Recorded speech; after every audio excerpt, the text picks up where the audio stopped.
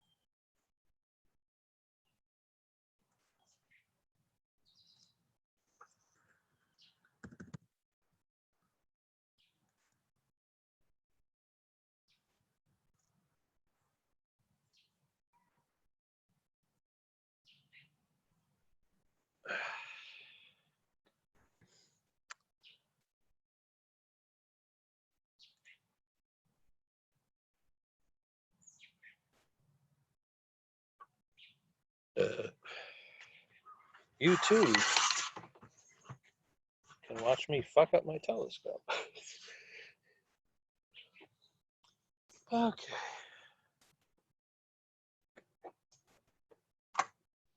Nah, I won't do anything bad this time. I've already figured it out. But we are in the middle of bug season right now.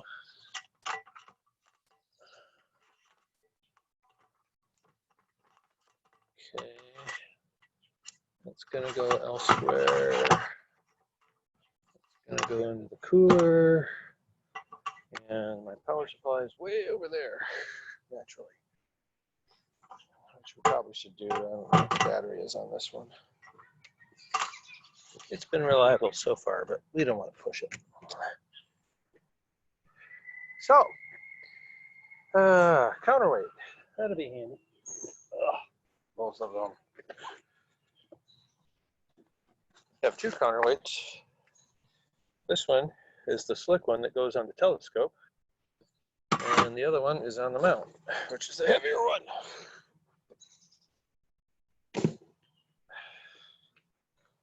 But necessary, since I seem to want to put everything in their brother onto the mount. So.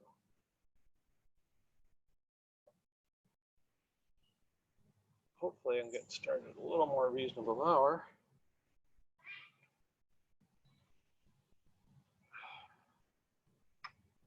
Well, I'm going to leave it.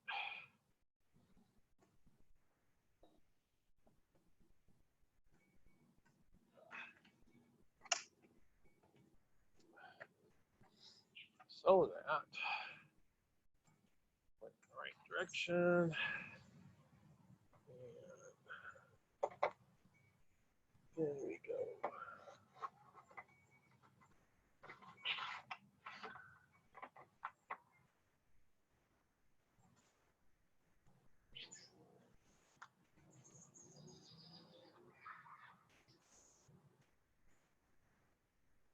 This is a nice clamp. It's got two clamp screws, but you have to kind of put them up even. There is no one at a time or anything like that.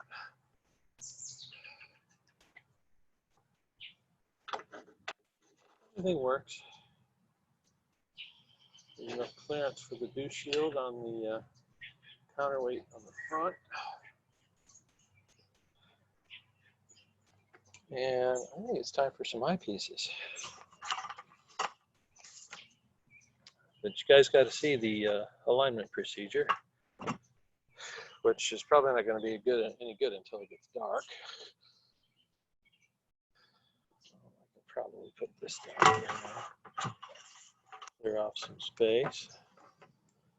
Everything has its place when you get doing this stuff.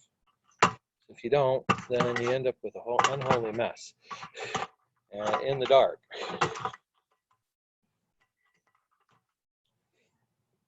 You all know about unholy messes. Okay. So.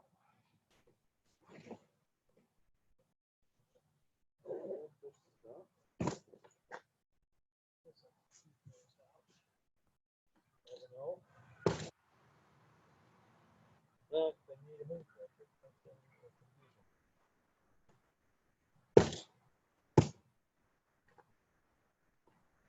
And so, let's get out an eyepiece.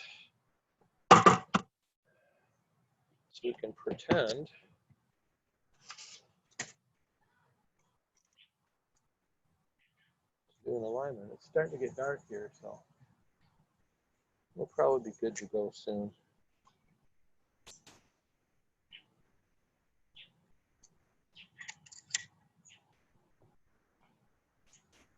I usually use the 32 millimeter. This guy, can't see you guys.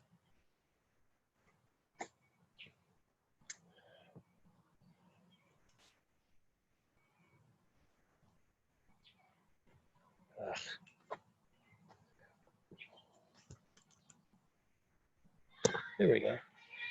Usually use this guy for doing the sighting or alignment because it's very wide and you can catch whatever you're looking for pretty quick.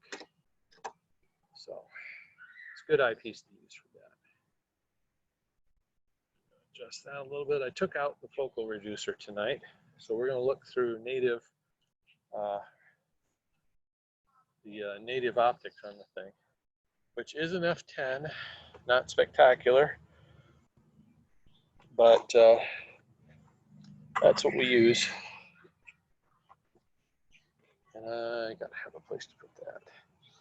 But we figure we'll give it a whirl. Everything I've been viewing has been in the center of things, so it can't be too terrible. Keep this handy.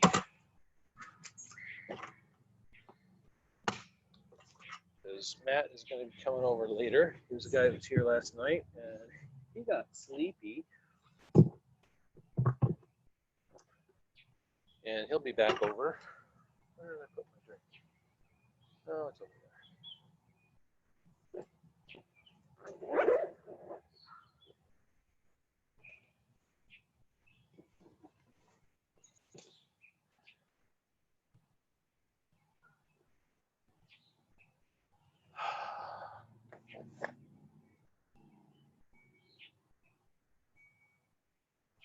And look at that.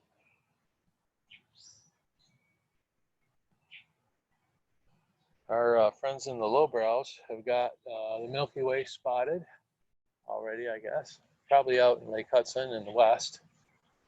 I don't know how. I haven't looked at Adrian's post either. But currently I'm kind of scouting for any star I can find. And I'll settle for Arcturus at this point. Let's check on humidity tonight. That could be fun too. There's two numbers always to look at in Astrospheric. It's an app on your cell phone or on a web page. It's very handy, and it's basically weather for astronomers. And it tells you two temperatures. One is the air temperature, which everybody looks on the thermometer can read. And then they tell you the dew point. I don't know if you can really see this very well, but you can see when the temperature, the orange line, goes down, and the closer it gets to that blue dew point line, when they cross, you get dew, and it's like rain. You do not want that, so that's why you have one of these dew shields.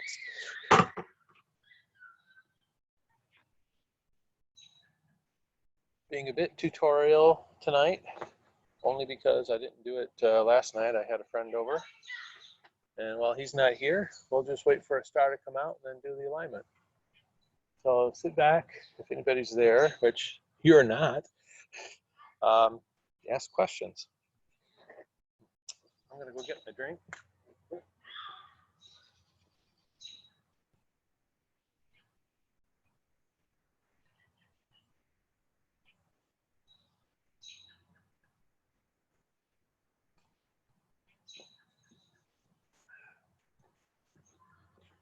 Tonight I did bring my observing chair, which is kind of an infinitely adjustable stool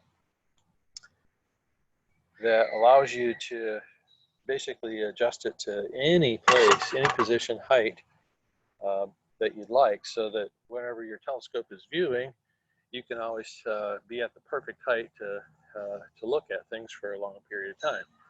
Otherwise, you get sore backs, sore necks, all kinds of nice stuff. Tonight is seemingly a little buggy, or maybe a little more humid than last night. I'm hoping it'll just cool off and we won't worry about this anymore.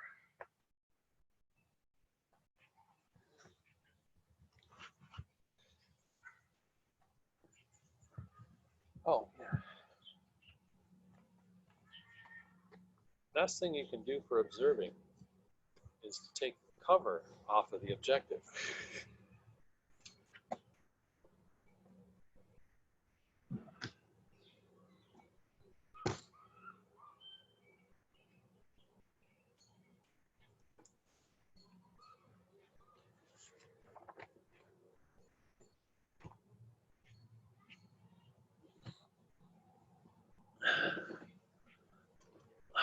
Well, last night we viewed M5, Messier 5, which is a globular cluster, and it took two, they were 30 frames, but they were about 25 seconds a piece, and took two versions of that. One was kind of native on the camera, and the other one was with a Lumicon deep sky filter that I had bought about 15 years ago. Hadn't paid too much attention to it, and basically just going to try out to see if it made any difference. I'm only about halfway through the native processing one right now. I finished the filtered one, and so far it looks pretty good. I've got a couple other takes that I did.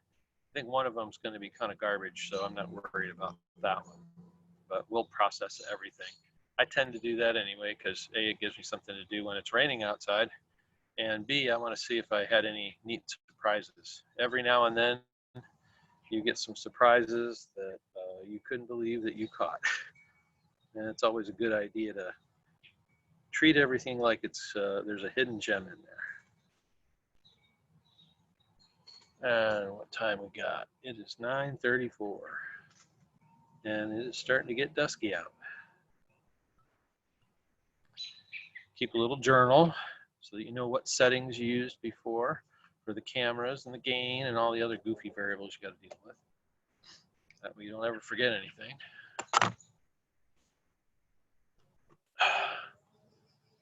It helps to be a little bit OCD in this hobby, that's for sure. Neat. Some kind of June bug mayfly thing just got caught up in all the wires. You can leave anytime, dude. Yeah, I don't need you. Yep, June bugs. And it's June out.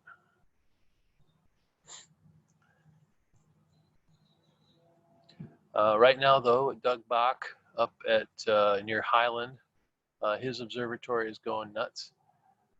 He does stuff that's probably no darker than it is here right now. And look at that, we have Arcturus. I bet we could get an alignment. Maybe. If I can convince it to do it. Last night it was just absolutely set. It was going to do Vega. So The way this operates has got a GPS and a computer in the mount there, and I don't know if it's in the handset or where it's in the mount itself. Probably a lot of gears and the battery and stuff. But basically, it picks out some targets for you, and you try to use it.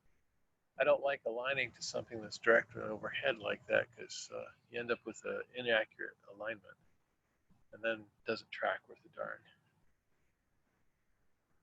Kind of hoping these mosquitoes stay away like they did yesterday. Mosquitoes are just no fun.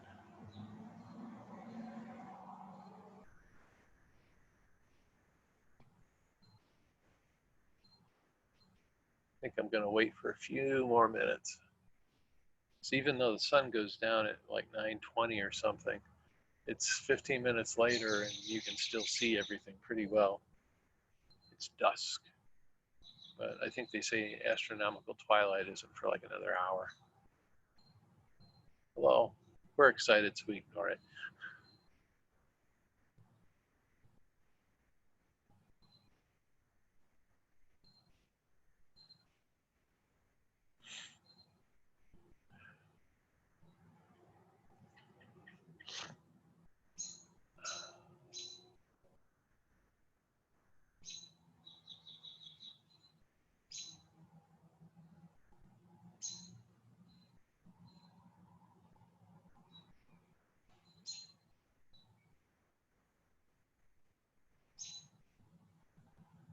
The trouble with lining up top is it's very hard to find the star and the guide to it. There's another star. They're starting to come out. It'll be just a few minutes.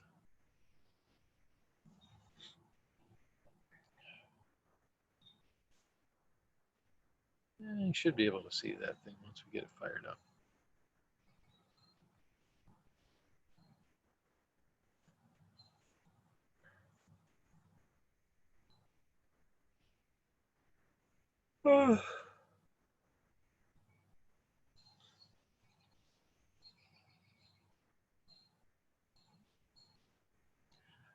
Tonight will probably be another moonless night.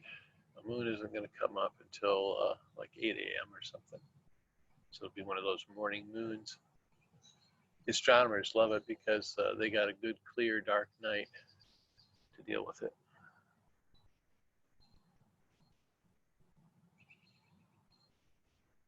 Isn't this exciting? But here we are in Ypsilanti, Michigan, doing astronomy for fun.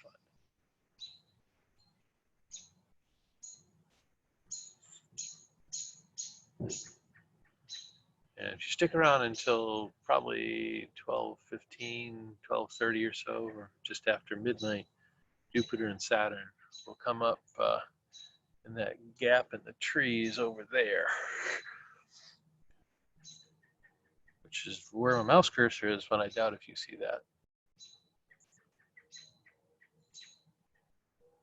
And I will get out a camera and try to take better pictures of that tonight. The new camera is kind of challenging because the chip is really big, and if you try to zoom in, it just makes things blurry. So we'll see what we can get off of that. Ooh. I think that's a star over there. No idea what that might be. It's really low in the sky, though. Time to check the map.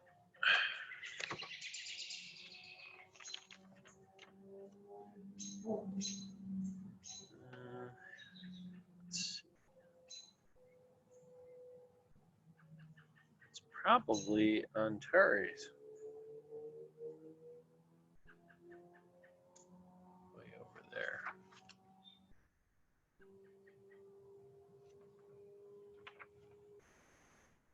It's the only thing that's that bright at this time of day.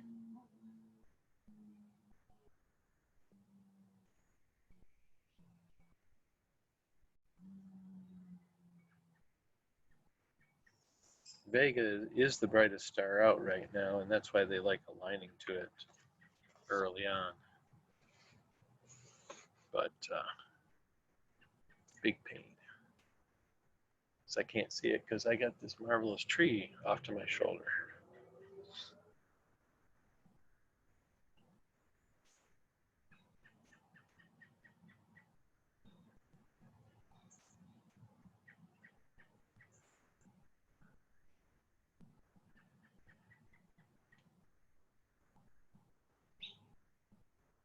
And there's Spica.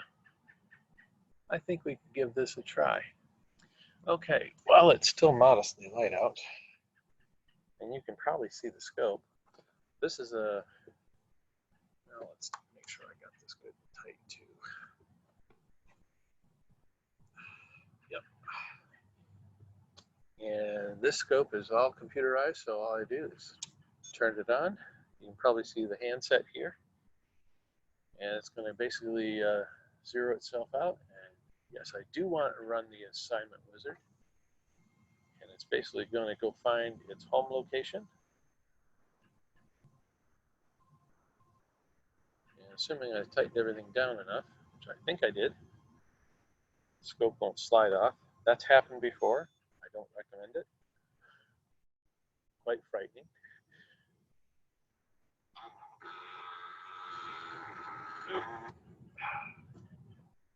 Counterweight is in the way. Not good.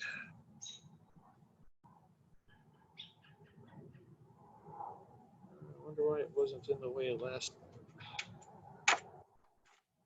Just got to remove it. This.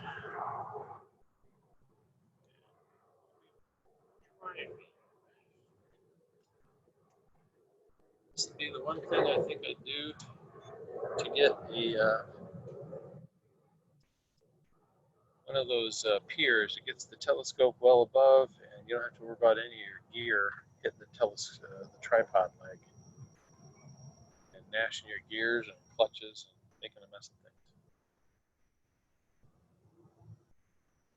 And this telescope is problematic because it's got such a heavy focus around the back end.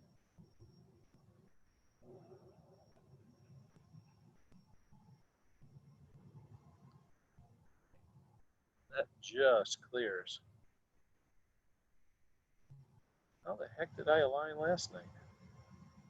Maybe I didn't put the weight on immediately or something.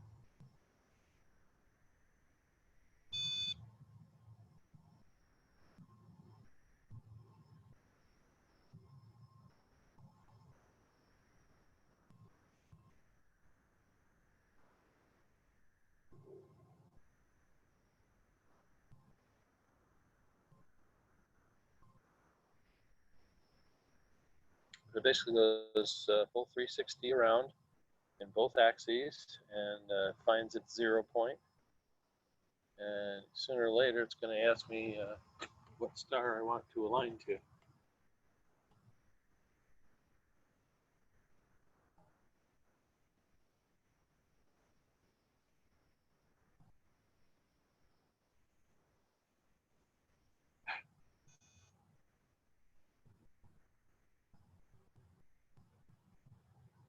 Great. It's pointing straight up, precisely, and staying there. Okay.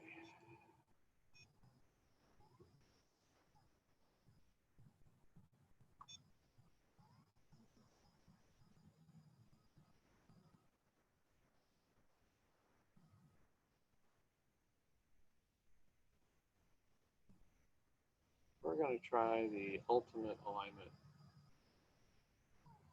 once more.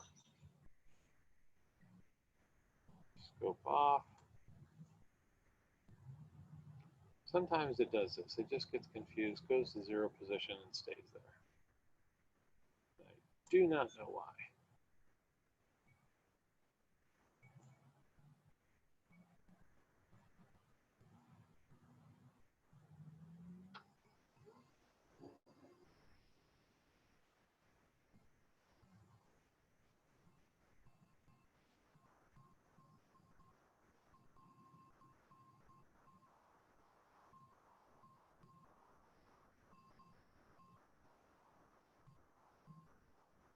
This looks better because it's slewing to point up first, and then it's going to go backwards.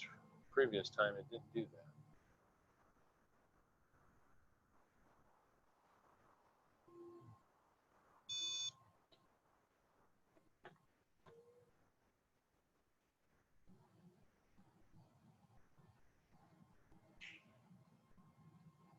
Must have been confused about something.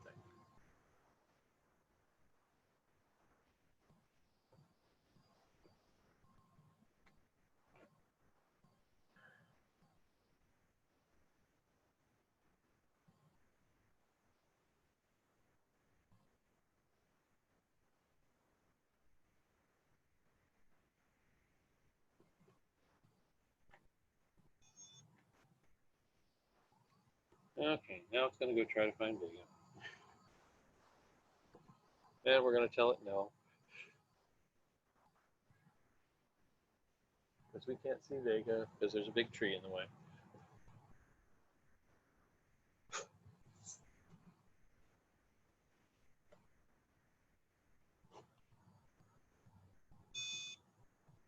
We're going to say back. And no more alignment stars. Alignment assist failed. Okay. So we're going to do a manual alignment. 1 star, Arcturus. No, but let's try Antares. Or Spica. How about Spica? That's in a good position.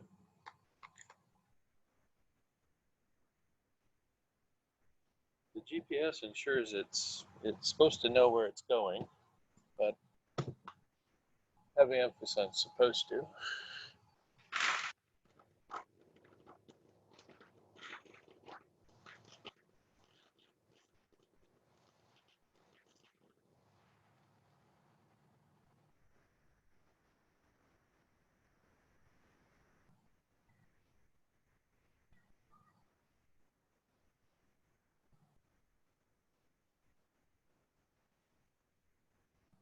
We usually have to pull the primary mirror back when we're doing visual.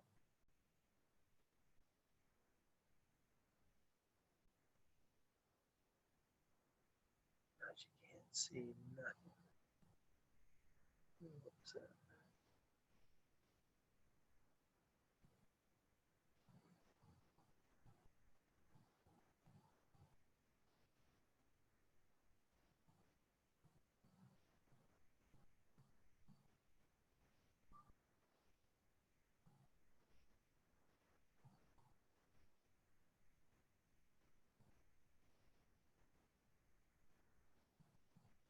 This is kind of the part I hate.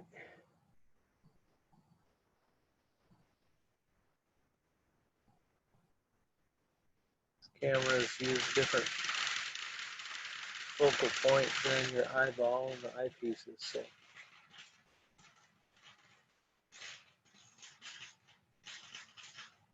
kind of move things around and play around with them for a while. And I'm not even sure if it's pointed at Spica. It's probably not. Dirt frog. And it'll probably be recorded for posterity at this point.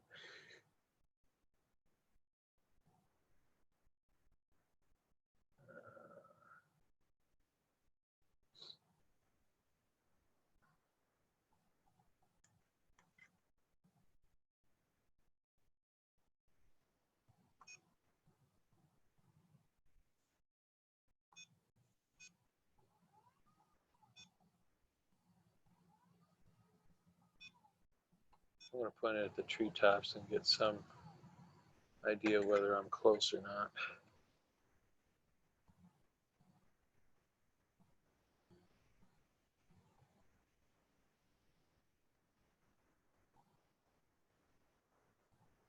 Because as I mentioned before, my laser finder scope thingy locator is got a dead battery. I thought we had a gazillion of those things sitting around the house, but we do not. Okay.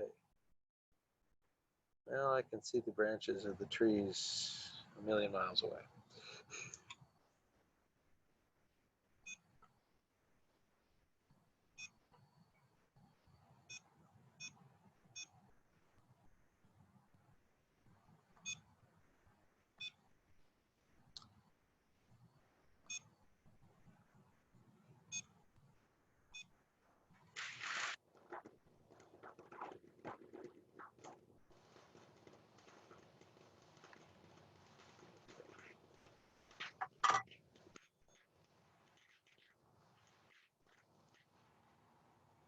Somebody's having some illegal fun with firecrackers when it's not a holiday. Although Flag Day was yesterday, so who knows?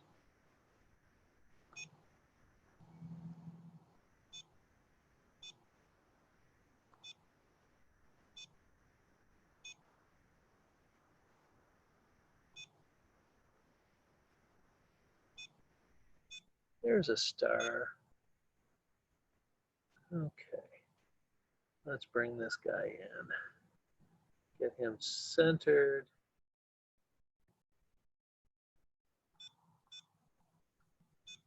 Oop, wrong direction.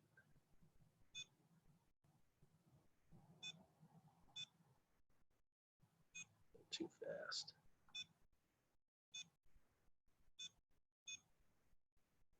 That looks pretty darn good. And press enter. And it's now tracking. Da, da, da, da. So what can we see at this time of night? Well, technically anything. But I am going to put the counterweight back on. Maybe not as high. Low. It cleared last night, so I know it's possible.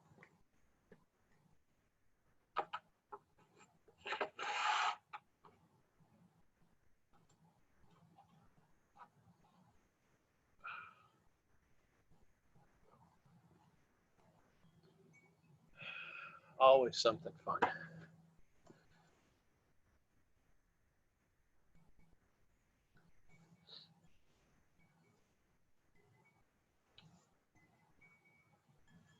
With that, let's go see if our friend M5 is around. It's probably going to be pointless at this point because it's still kind of bright.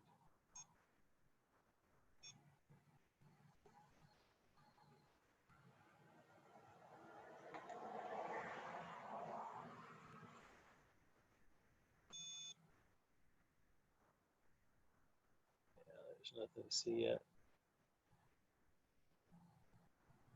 What if we have something bright we can look at?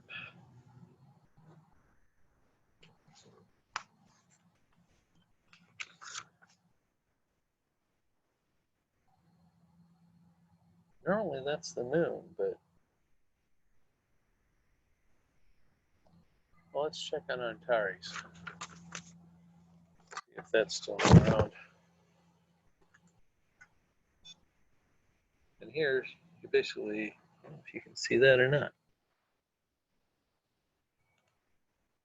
It's backwards, but you can basically go down to select and slew up top, enter. You have solar system objects, deep sky, and stars. We'll go down to stars, and then we'll find Antares, name stars.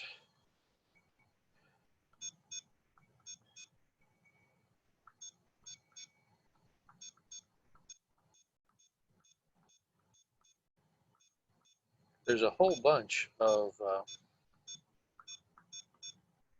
Arab-sounding names with Al something or other in them.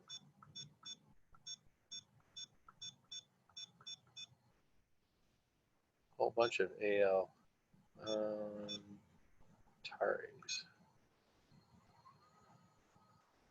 That looks like the one I was looking at, yeah. But is it going to see a tree?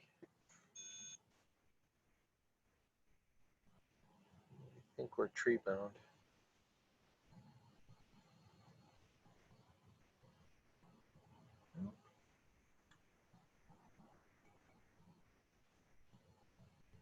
I'm going to guess that it's just out of the field.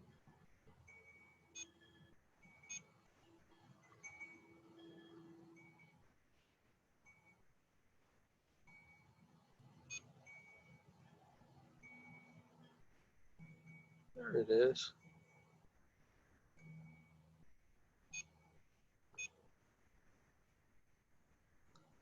Still kind of dim, but it does show up. That's it anyway.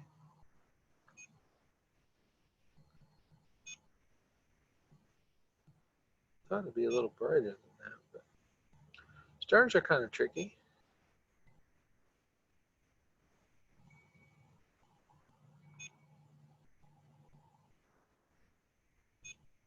Because as you're looking for them,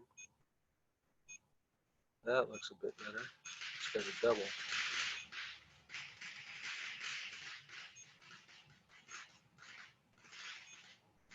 They all look the same size.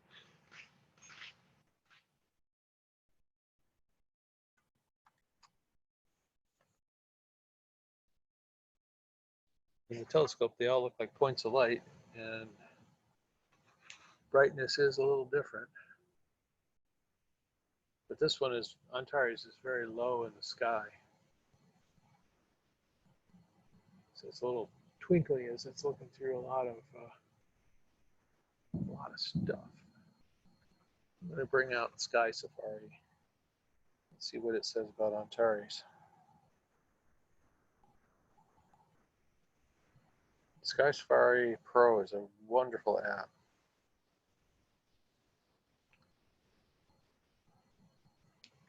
It's a map of the sky.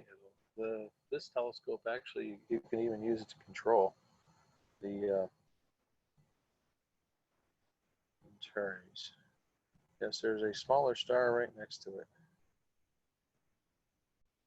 It looks like a Messier object close by. No. Ooh, yes. What is this thing? M4. It's right near that thing. Well, we can take a look at M4, see if it's visible. Looked at M5 last night. What the heck? Looks pretty bright.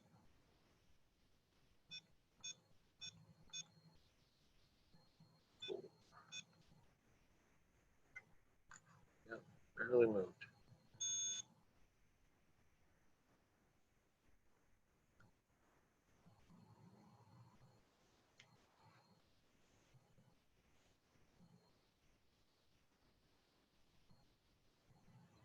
It's still kind of bright to see the dim objects. But as I was finding out last night, there's a ton of clusters out there. And let's see, we want to plug in our mount so we never run out of power.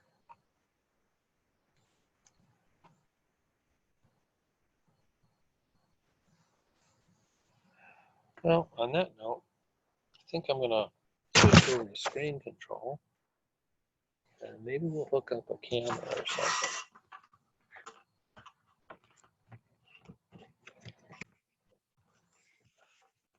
Cords. Nice camping table, but tends to catch every cord. Every cord.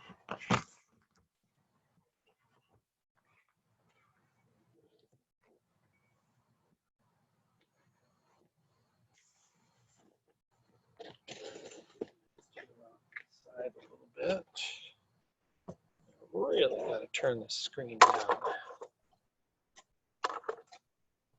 It's very bright.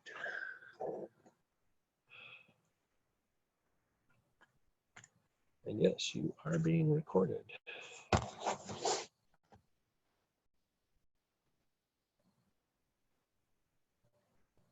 Share my full screen.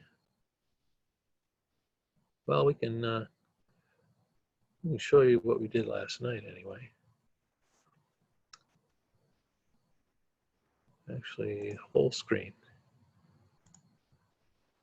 And so if we go into, come on, go away, there we go. We go into this was M5 last night. So I already got labeled and everything. You can see all the different colors in the stars, hopefully. Got some yellows over here, golds. This one wasn't particularly in focus. Had a lot of problems with focus last night, actually. I'm going to keep that open. And then what I've been working on today in AstroPixel Processor, which is quickly becoming my favorite program. Hoping to turn down the screen brightness somewhat. Oh, I press the right key. There we go. It's killing me. This is M5 taken on the native. You see it's got a lot of stuff in there right now, but this is the vignetting that's caused by that focal reducer, which is, like I say, it's problematic at best. Not my favorite effect, but it allows you to capture the deep space stuff a lot easier. And you see at the bottom of here, it goes through, brings in all your raw images and whatnot, so you can look at any of them along the way. And the other processors, like in this one, when we were doing M5 before, each one of these abbreviations is a different stage. And so the raw stack is up here. This is with the color correction, light pollution. I forget what that is. Oh, the background color. Did that one up there for some reason. I don't know why. But it's a miracle program. And usually I end up touching it up with and cropping it with Photoshop. I used to use GIMP. I have to re-explore GIMP a little bit, and there's another package called Photoline from Germany that it looks a lot easier to use than Photoshop. But Photoshop is the one everybody knows, so you can get help with it. But this was in the website there. This was my astronomy bunch of stuff. This was the M20, the Trifid Nebula, which was kind of a hard one to get. I didn't get very much coverage off of it, but it turned out really, really well. And then again, this is AstroPixel Processor. And here there's a lot of variety in the colors of the stars. The nebula itself is kind of going from this dark crimson to pinks. There's a blue-green that's up in here. And that's straight out of the catalog. So I was real proud of this one. Had a couple of versions of it. This one was obviously some overexposure, overprocessing, even worse. But you get better. This is another cluster we did of M10. That was the original Trifid. So you can see it was kind of okay. Still that vignetting that was around here. This one says M71. There's some ones that turned out, and this is should be M31 Andromeda Galaxy. Getting a few mosquitoes here. And then I think it's M33 is off to the side here as a secondary one, but you can see the dust lanes came out really well. It does that really nicely. Let's see if we got any responses. Nope. Okay. Got the Whirlpool Galaxy. That was, for some reason, it didn't take color images. The Ring Nebula. I don't have that one labeled. Might be Hercules cluster. Another, the Whirlpool. And this one is probably the best one I've taken. It's M57, the Dumbbell Nebula.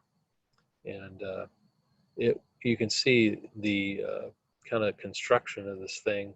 The image itself rotated so much while I was capturing it, which I think I had about an hour's worth of stuff that the other programs really didn't know what to do with it. And they did okay with the central object, but they completely smeared all the stars. An AstroPixel processor brought all this together, and it looked really nice. So we are getting some dark stuff now, so we'll see what we get. One moment, please.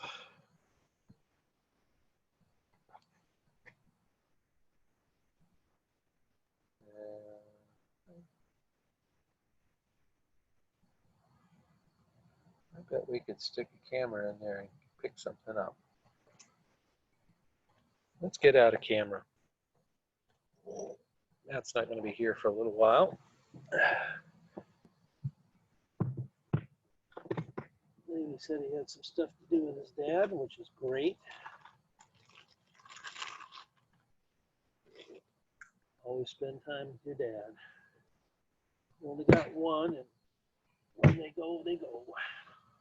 They go, there ain't no more. You only get one. You're going to carefully take this out of here. Place it aside with the eyepiece cover on it. Doesn't get any dust or dew on it. We'll carefully put our expensive camera on here.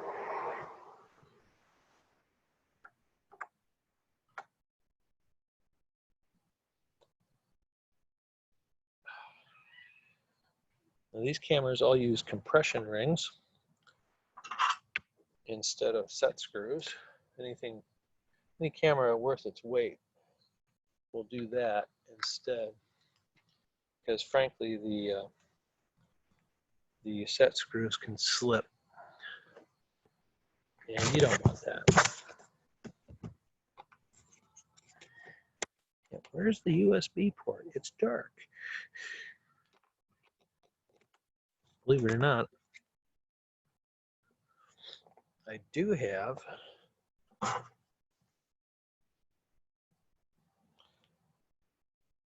red light flashlight, and you can see where it is.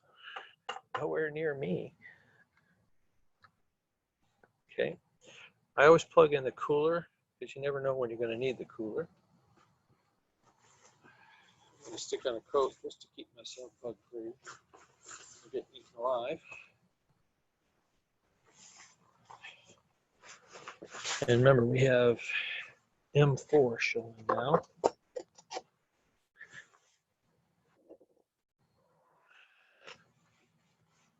And we're going to call up Sharp Cap, which is our capturing program. I can probably shut down a pixel processor. Yeah, that just takes up memory at this point.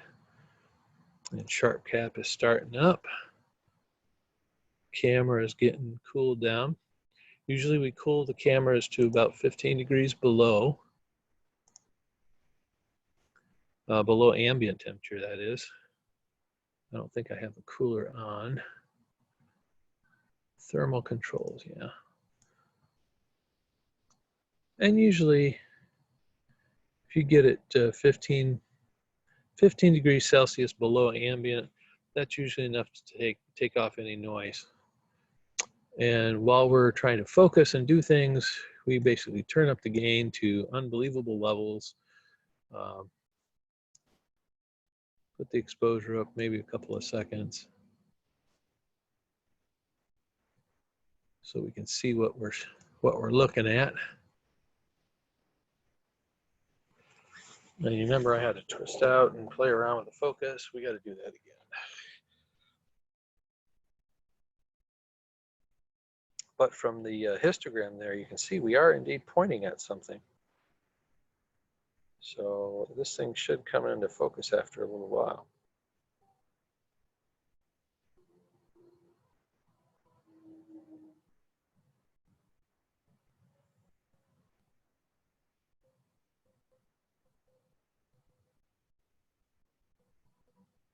Assuming we're not pointed at a tree. Which we just might be doing. Let's go to Spica. That way we can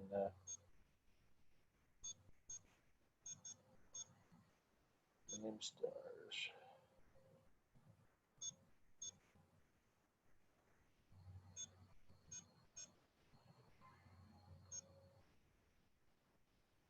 we should write down Spike's number. Look at that, 227. Anybody gonna write that down?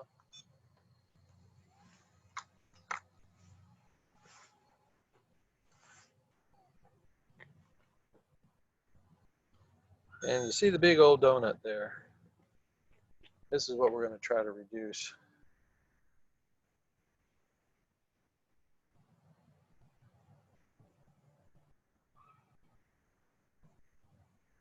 I think I'm going the wrong direction. Yep. So we want the donut to get down to a point. And it looks like we're going to have to move it up just a tad.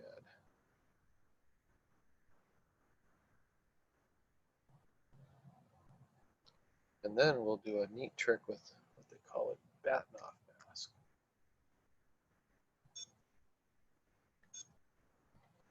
Which will allow us to super precisely focus this. Oops, wrong direction. Everything's reversed.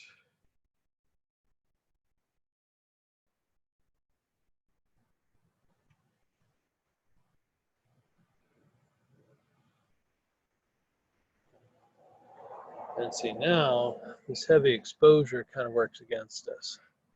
So we turn down this gain a bit.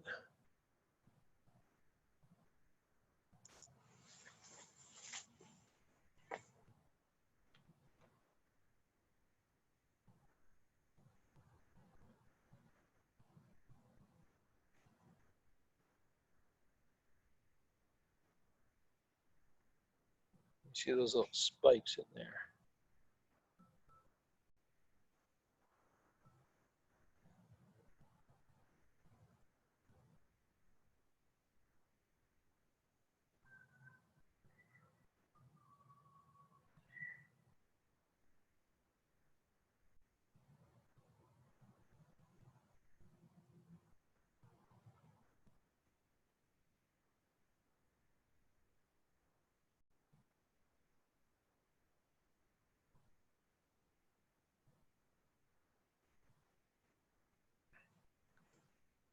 So now we're gonna lock the focuser. Must have.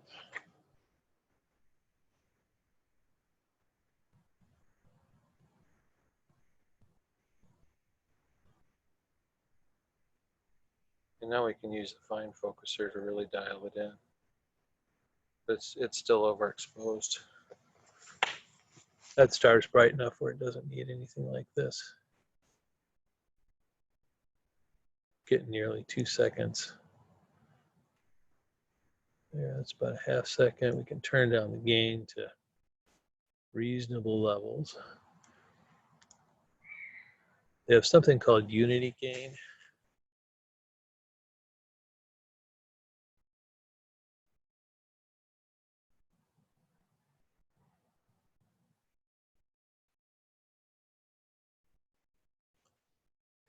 That is, where did I put that? Did I leave that out? No.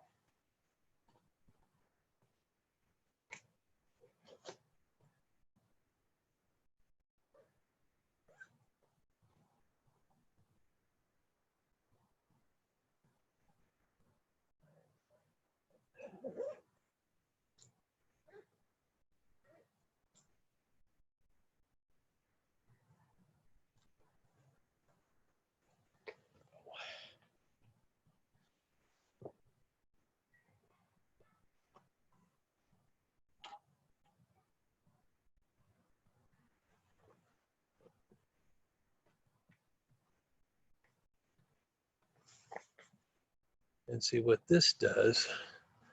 And maybe we'll crank up the gain just a pinch so you can see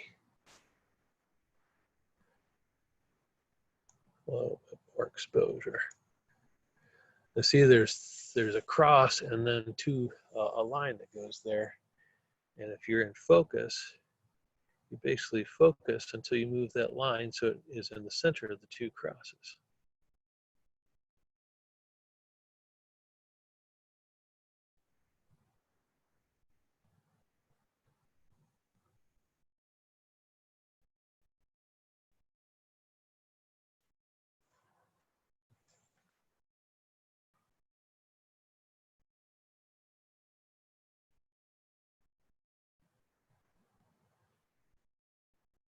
Steady hand time.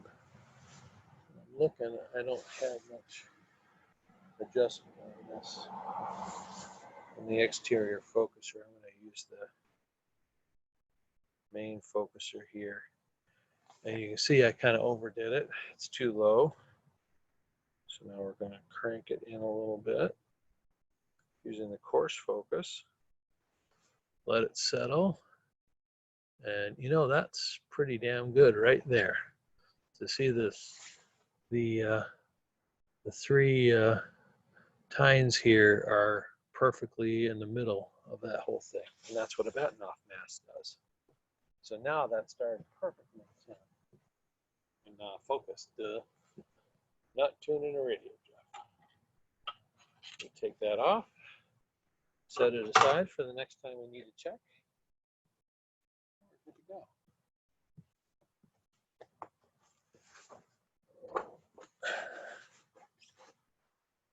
And so now it would be possible to go to something in the area of Spica, which we got a big sky.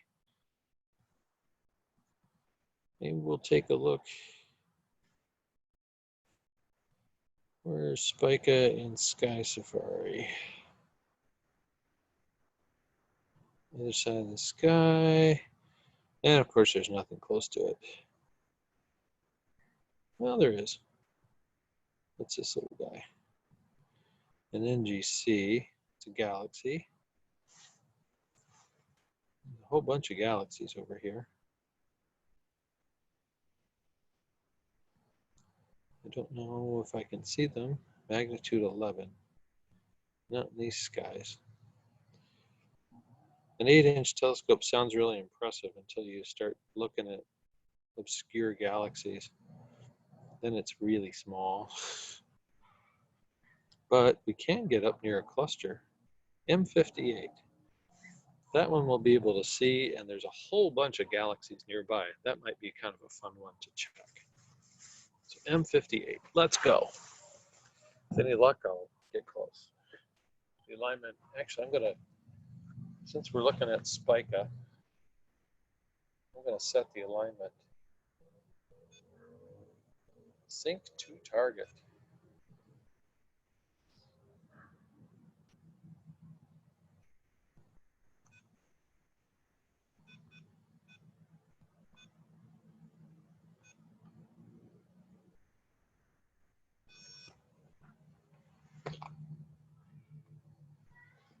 So now we have to go find Spica again, which it looks like it went off the top.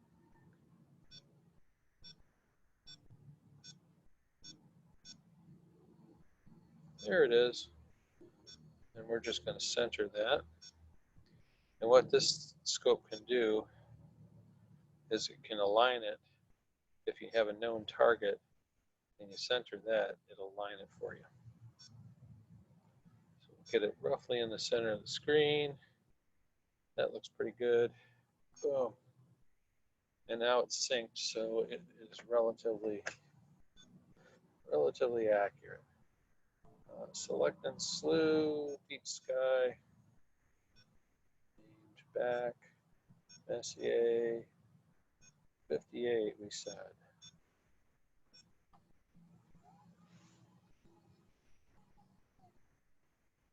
Looks like Treeville.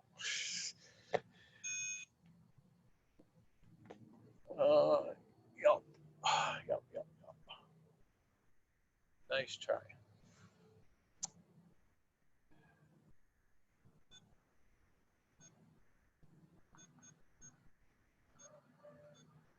We'll go back to Spica. See what we can find that's nearby in Sky Safari. Apparently I ventured a little too far. Let's see what's east of Spica.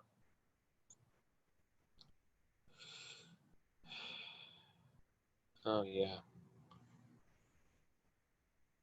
Yeah.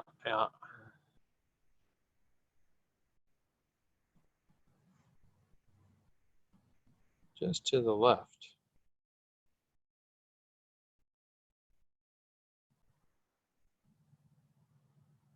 Ooh.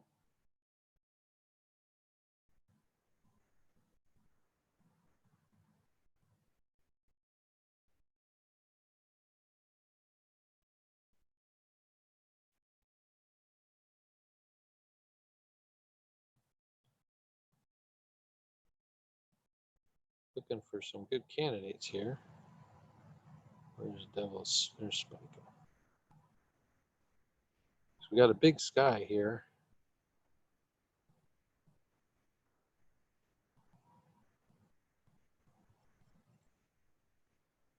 And I got a big area that's free and clear. But I don't want to go too far up because we'll miss it. Well, we can check on M5 again. Since that's a known quantity, I don't really want to go there for a second night. How about NGC 5921? That's a galaxy. Ooh. There's a couple more that are close by. 5846. You guys can remember that. 5846.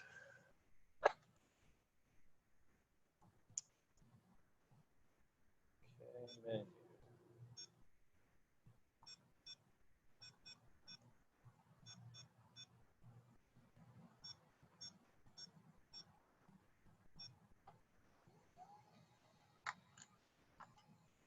It's a little dim, but we should be able to pick it out. Isn't that marvelous? Again, we use our finder technique by turning up the gain and getting our exposure up to a second or second and a half, whatever. See, we got a little drifting going on in the gears.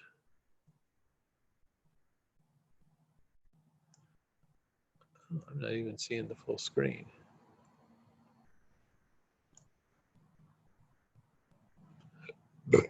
Not sure what that is supposed to be.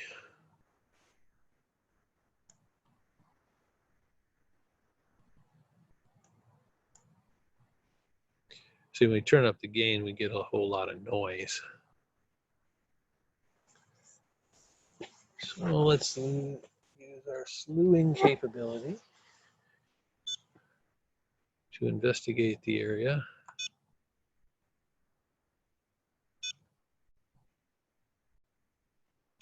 And I bet that's it right there. A little fuzzy blob.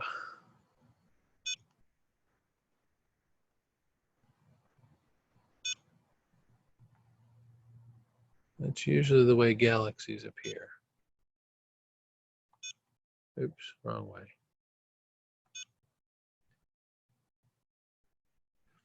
But galaxies are kind of neat because you can take pictures of them, and the more you take and the more you stack, the better off you are. So what we're going to do is bump that resolution up to, say, 8 bits. Yeah, we don't want raw 8. That'll be bad. And then we'll bump this resolution down a pinch.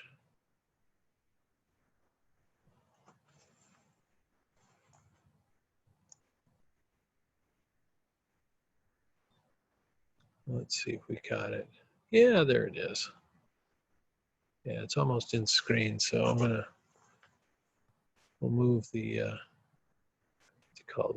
area of interest. And now we're doing roughly 10-second exposures, so it can take a little while. That'll probably be a really nice little one.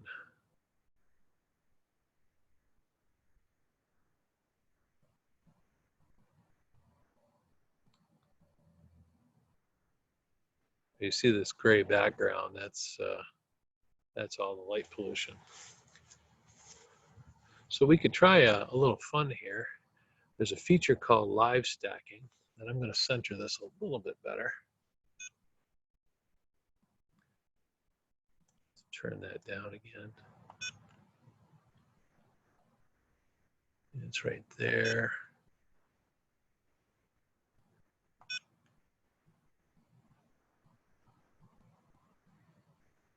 And see if we can get smaller images and more of them if we knock the resolution down a tad.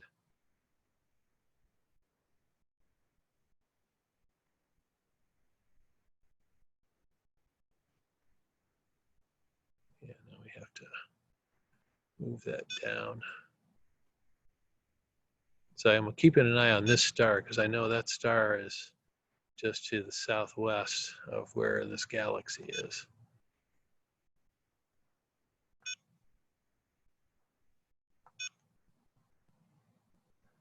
And you know, this is small enough and the camera's capable enough, we could use binning. Do a 2x2 binning.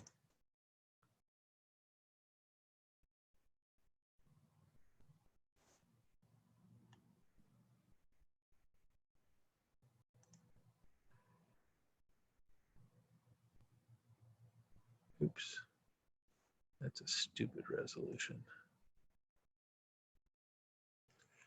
And the binning is a way to use a block of, this is a 2x2 bin.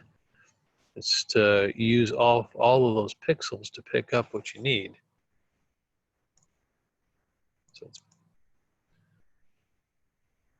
even though the image looks real small,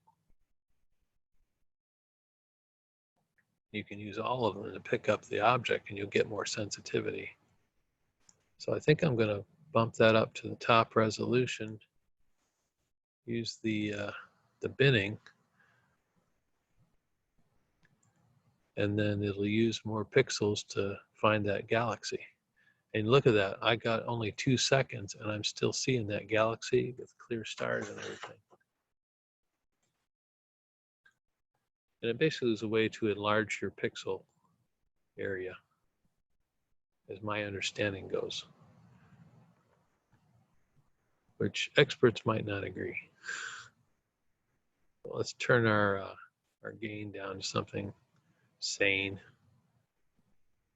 120 is supposed to be the unity gain where everything kind of here drops even, but we'll do, say, basically a 10-second image and see what we get.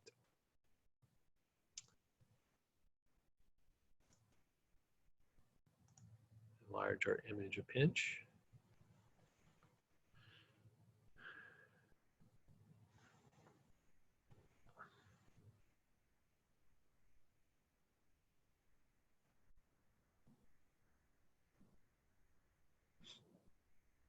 Now, last night I was taking longer exposures, and I think I got all the way up to about 40 seconds. This mount has some limitations to it.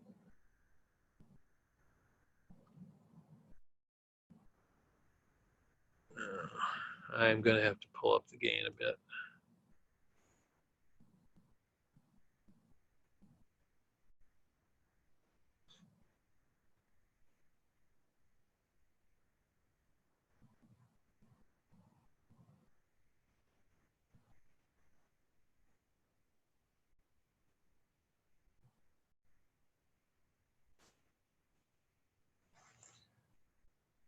Starting to see it again.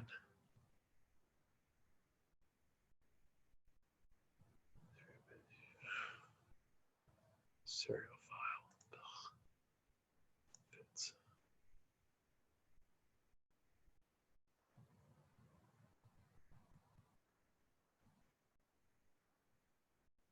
Let's pump this up, say to 20 seconds. Current gain, and we'll see what we get.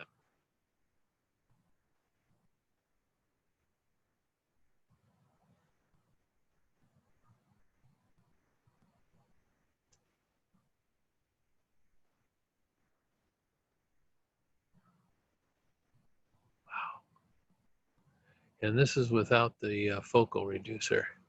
So I get a nice even image, which is nice. But I have to expose it for longer periods of time,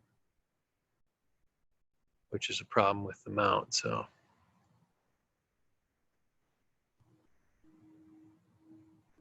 mount's been pretty good overall, though.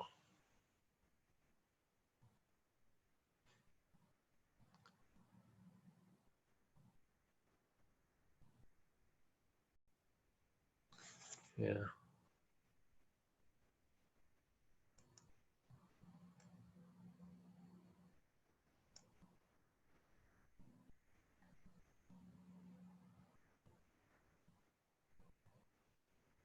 bet I could do, if I did a 30-second image, 32 is fine. Boost that gain up a pinch. See what we get. Time for some refreshment. What am I sitting on here? There we go. And while we're waiting, we can fill in the blanks. 5846. So if we do happen to do a capture, we'll stick it in the right directory. Oh yeah, 30 seconds is way too long.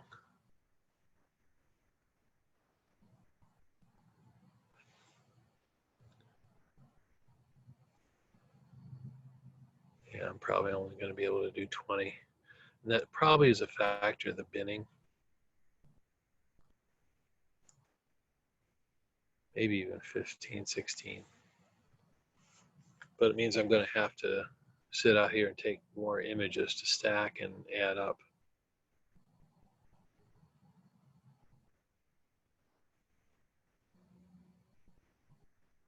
But it's still visible. See, we're looking for round stars, and the minute those stars are not round, then you're done for. A little bit of drift isn't a problem, but the oval stars are a big deal. Because everything will be fuzzy. I'm just kind of worried about that drift. That's not too bad now. I think what we're going to do is we'll take 5 minutes of these.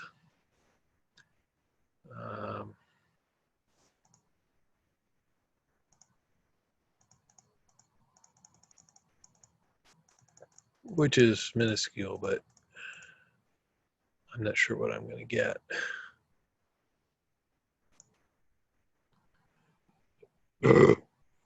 Oh, sorry about that. And if nobody else but me.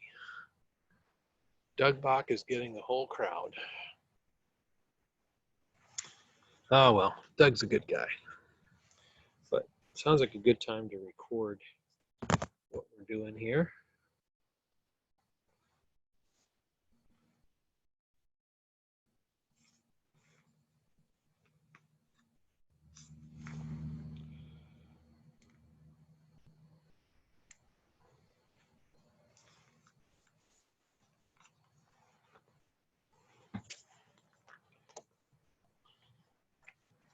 So we have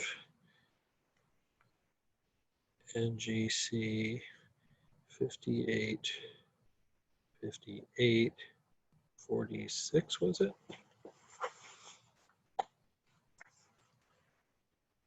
5846, yep. And we have no FR, 16.2 seconds of exposure, gain is 402. And we have binning, 3x bin.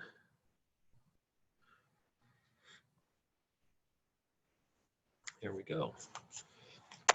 I said before, always record everything. If I can figure out how to turn this light off, that would be cool. It's got a neat feature where you just have to wave your hand in front of it and it magically goes off. But I don't know how, there's probably a manual someplace.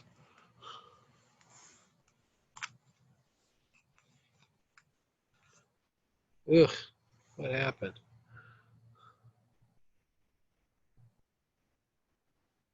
Icky drift.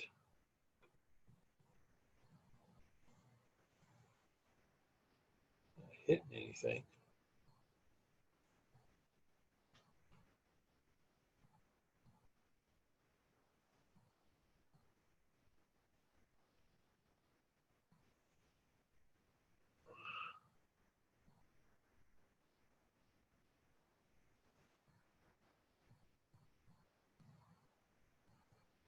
just did it again.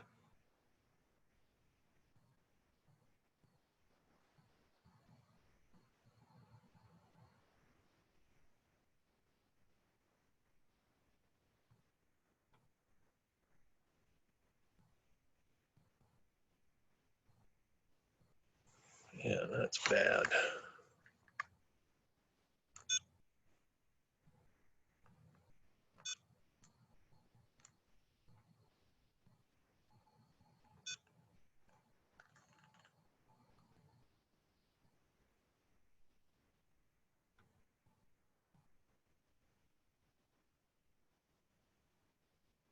See? Hot someplace.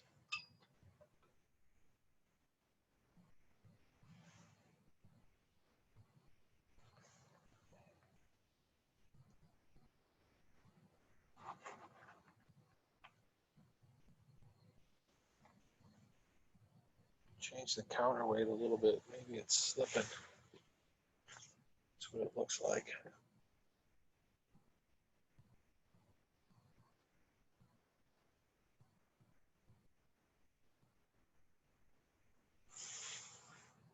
Yeah, I don't hear it anymore. Let's stop the capture. I'm not real happy with that anyway.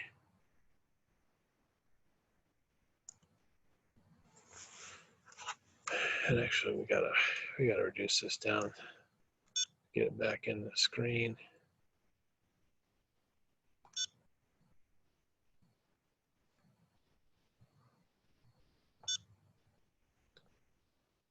I think that's my only problem with this camera setup. The camera and the focuser are just so heavy. As much as I love the focuser, I'm beginning to wonder if I should have gotten it or not.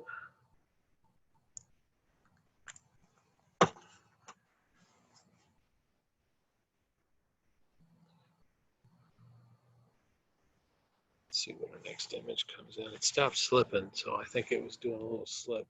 Counterweight is necessary. And probably about 20 minutes, Matt should show up.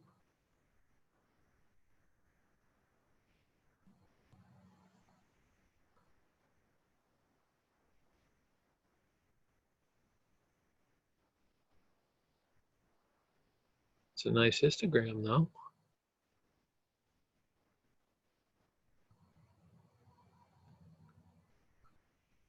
Looks like the tracking is a little better now. I think because of the angle, it's about 45 degrees up in the sky. And because of the angle, the weight of the telescope was having issues.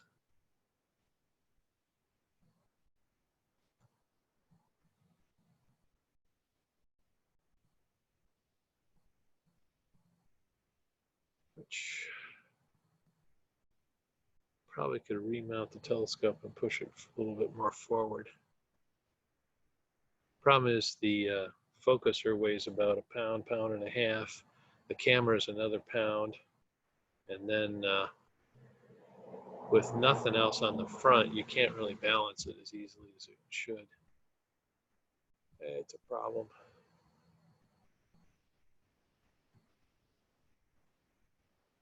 The fact you got a tripod means you can't balance it with all the junk on there and then the line. So how much is that pier again? Might just ditch the tripod and get a pier no matter what. For your viewing pleasure.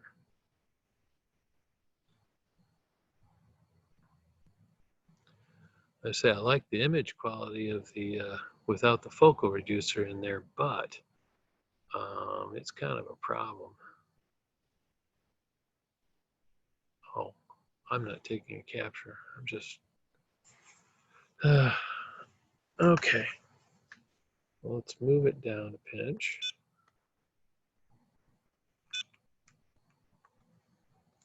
Make sure it's actually moved down. That seems to be staying a little better now. Yeah. Okay. So we'll give that a second to settle down. And now we'll do our 5 minutes of, actually, put this back up. We'll do our 5 minutes of timed and see what we get.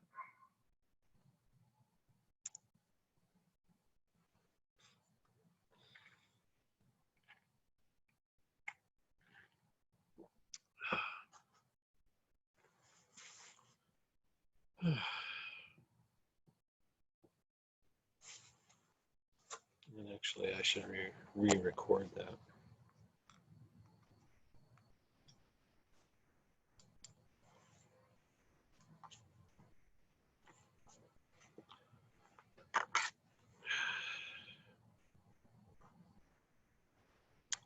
So this is going to be 20.7 seconds. Gain is still 402. And 3 times bin.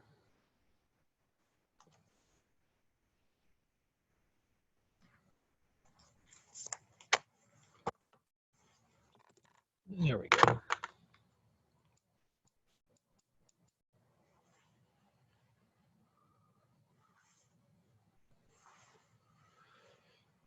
Welcome to astronomy. A lot of waiting around.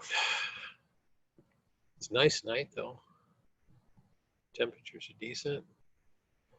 I think the cooler says it's going down. Temperature on. Yep, it's sitting at negative 15.4 Celsius. It's below ambient, so whatever ambient is. And that seems to be good. You can see there's no huge amounts of noise anywhere in the image. It's looking real nice.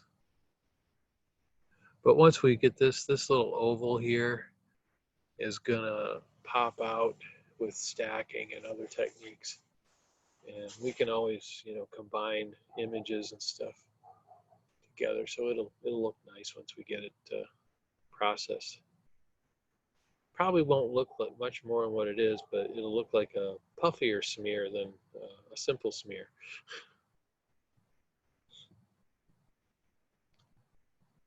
But the focal reducer does make a big difference as far as the speed, and it kind of pushes the notion that maybe it's a faster telescope is in order. This telescope does marvelous things with planets and stuff. So when Jupiter, Saturn come out around midnight, which is about an hour and 15 minutes from now, they're going to look pretty spectacular. Or we hope anyway. Last night wasn't the greatest night. I had troubles focusing and stuff. And stars, you use the Bahtinov mask for stars, galaxies, things that are essentially infinite away. But it doesn't work with planets because, oddly enough, they're too close, even though they're millions, if not billions, of miles away, which is kind of amazing.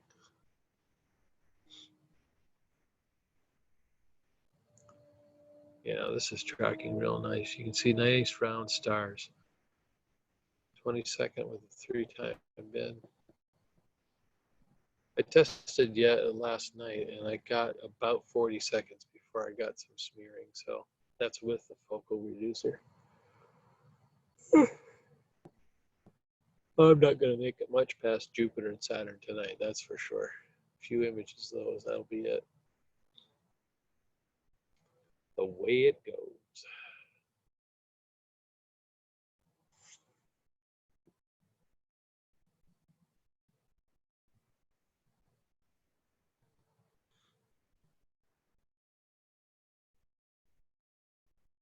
And with those, the idea is to take as many images as you can of the Jupiter and Saturn. The more you get, the more detail you'll catch. A totally different technique than this deep sky stuff. Which actually, this little galaxy is, I think they said it was magnitude 9 point something or other. So it's kind of at the dim side of, what I ought to expect to get out here in IPSC. IPSC has a lot of light pollution from Detroit, Hence the gray, and it's a problem sometimes. You have to work around it in post processing usually, or get light pollution filters, that kind of stuff. But the vignetting, I'm just not wild about that at all.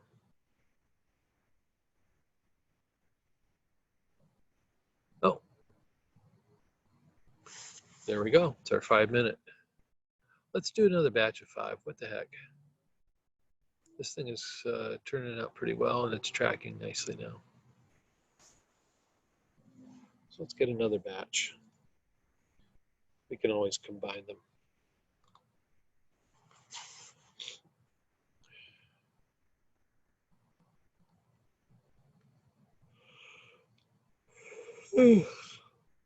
Might move to Matt's chair though.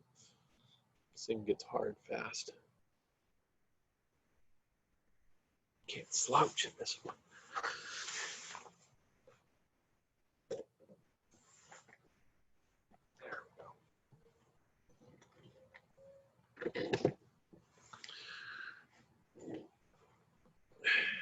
And I'm back on your screen. We'll see if anybody else is there. Nope. Nobody wants to be an orange can tonight. Oh well. They don't know what they're missing, huh, folks?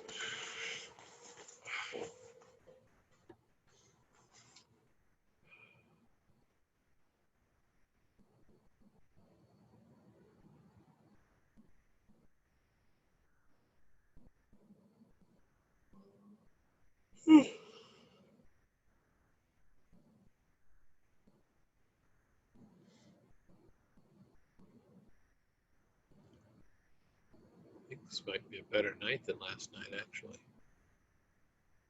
It's really still. Tom, do you not turn on your light?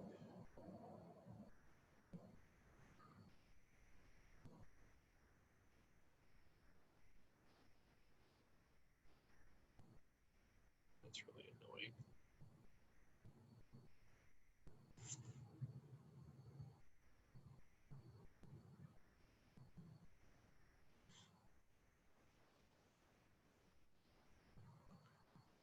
Yeah, right now I'm facing almost directly south.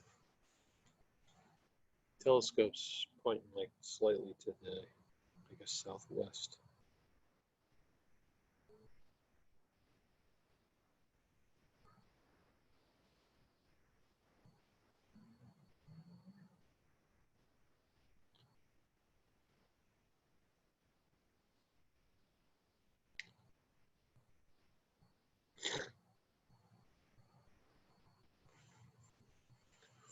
Well, M5 is right next door to this thing, so we'll see with these settings. Maybe we can get a really spectacular view of the thing.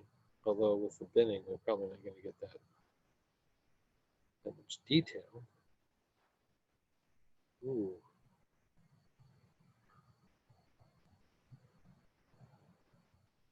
What is that thing?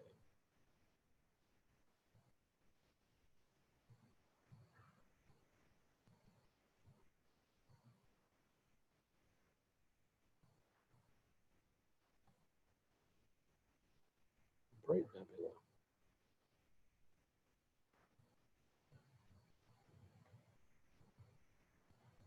Doesn't look like any nebula.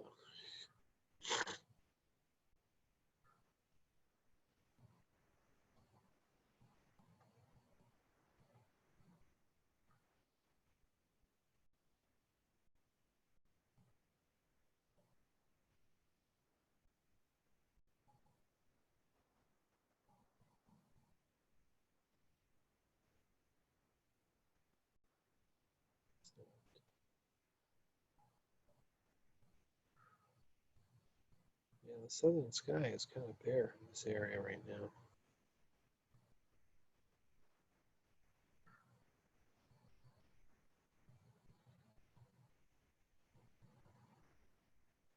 Wi-Fi disconnected.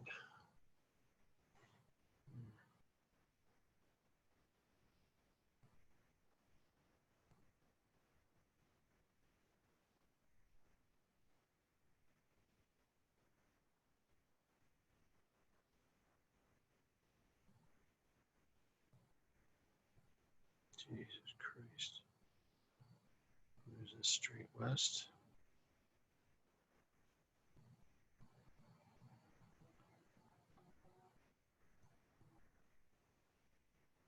It's got tons of them.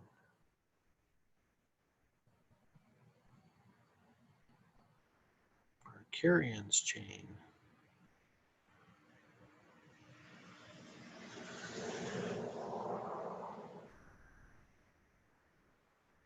I think if we got after Virgo, we really need to be down further in the driveway.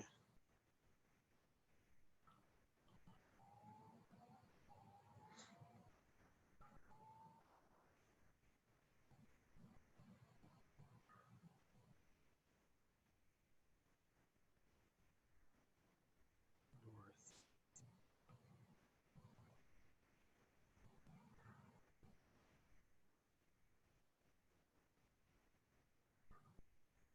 Soul Nebula. And these are all in the Milky Way. Yeah.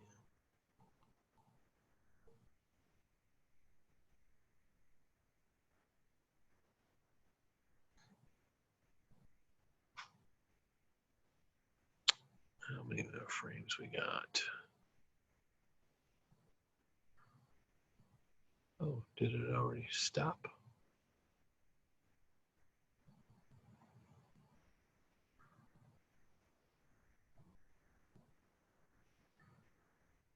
Yep. Capture start while I stopped while I'm there. Well, let's move over to M5.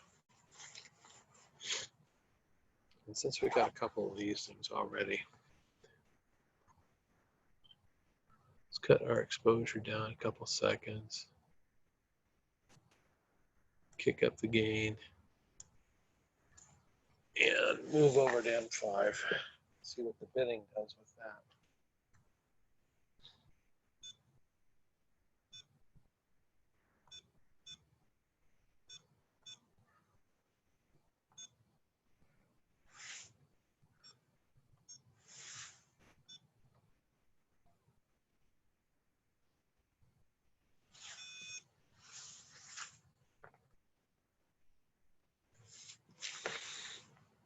Okay.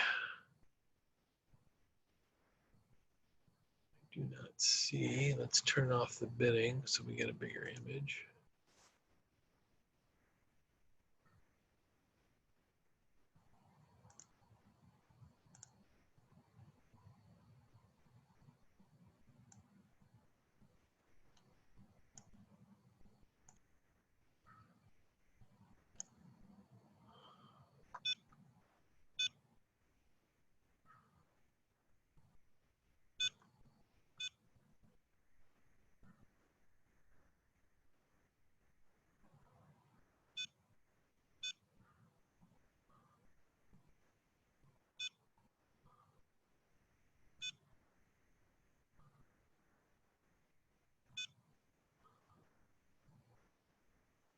There it is.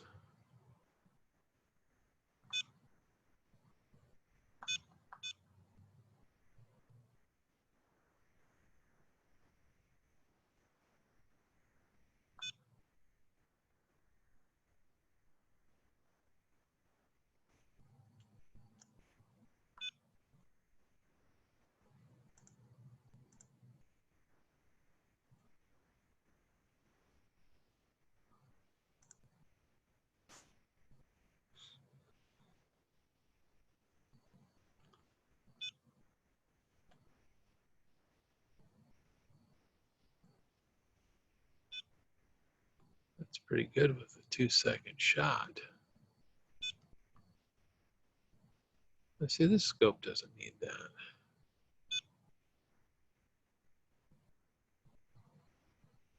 That's a 2-second shot, a shitload of gain. Turn the gain down. Get, say, a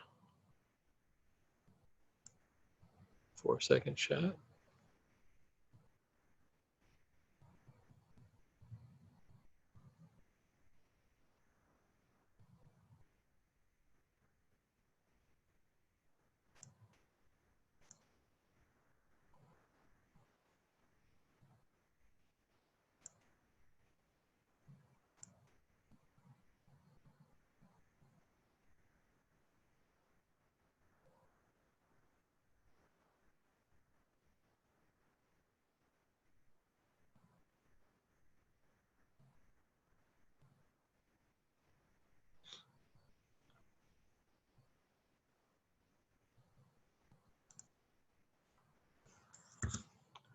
once again, we're at M5 because it's just a nice target to do. If we bump that up to like 5 seconds. Hey, Jim, how are you? Hey, Jim. Hi. Oh, let's turn up my volume a little bit.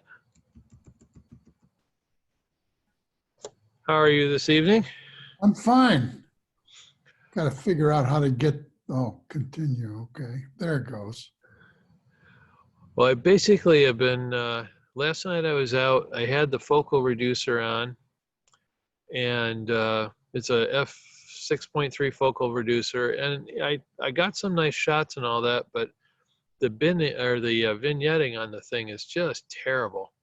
So it's like, there's got to be a better way to go about this. Okay. And this is M5 right now, All and right. this is without the focal reducer. I got a 5-second exposure, and I'm doing a 3x3 bin at full resolution, resolution. But Okay. full resolution. You know what I'm talking about. Yeah. But the histogram is looking decent, and there's plenty of detail there. Yes, there is. I think I'm going to take a nice little capture for 5 minutes or so and see what it does. This tracking is pretty decent right now, but I'm not getting any of that circular haze that I normally get. So that's a plus in my book. Yeah. Well, it's hard to get, well, you're talking about filters. Do you have a filter on the thing? I do not. This is all native. Okay. So I'm feeling pretty good actually about that. And when that stacks, that's going to look fantastic.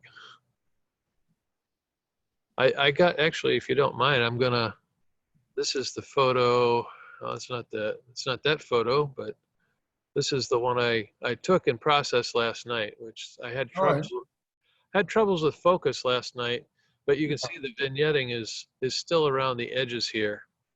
I kind of cropped out the bulk of it, but focus is kind of crap on this one. Whereas tonight I had time to do the Batinoff mask, and it's looking a lot better actually. I mean, just that is much better. But field of view, I'm not noticing a vast amount of difference for this object anyway. If there was big galaxies like the Andromeda or something like that, I think I'd say to hell with it and just take a mosaic. You would have to. I don't think you're seeing enough sky there to get the Andromeda galaxy. Yeah. Well, it's not up, and I have a big tree off to my immediate left. Okay. The poor telescope keeps wanting to align on Vega because it's such a bright star, and early in the evening and all that kind of stuff. But yeah, it's just like, oh, that's not gonna work. But yeah, I'm gonna record my settings here before I forget. I'm kind of I keep a small notebook. I don't know if you can see this. a little bit, yeah. It's just a simple muleskin, notebook that I keep with all the settings that I use and on various objects and stuff. And I find that you go back and it's like, what exactly did I do to make that turn out as well? Now the gain is set at 481 right now, which I'm not. It's usually a lot lower, and like I think the what do they call that? The it's like the optimum gain is like 120 or maybe it's 220. So this is like double of what that optimal setting is. Come on, there we go. Ugh. I love the little headset light. It's Orion, and it cost me, it's $35 for a red flashlight, but it has this nice feature that it has a motion detector in it, and you just wave your hand and it turns on. Sounds great. How do you turn it off? I can't remember ever. So I got this stupid red flashlight on me all the time. Yeah, well, those headlamps, you know what us visual observers call targets. Yeah. Well, it's got, if I don't use the motion detector, it's got 4 settings, and I like the dimmest one, to tell you the truth. The Yeah. others are just like glaringly bright. And you can point this one down toward whatever you're looking at so you don't shine people in the eyeballs. Sure. But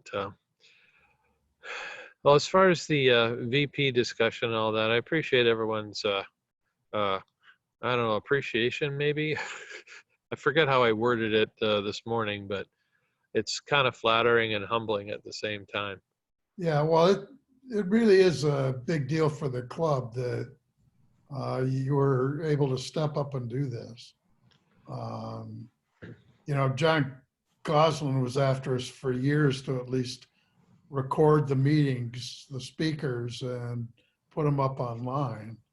But nobody ever wanted to do it.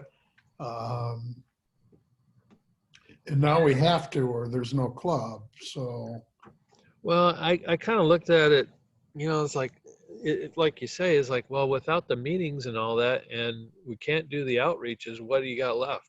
You got a collection of guys that used to hang out together yeah, and can't really do much. So it seemed like this Zoom thing, or, you know, Blue Jeans, whatever we're going to try out, that was kind of the way to go. And I had access to a license and just did it.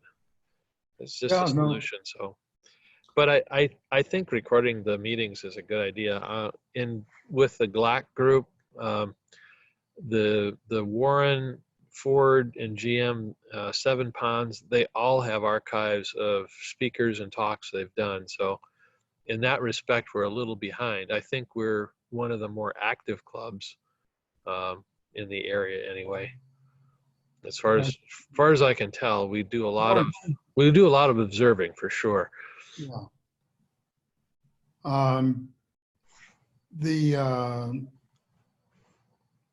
You know, before you joined the club, we, you know, only had so much energy to do things. Yeah. And we always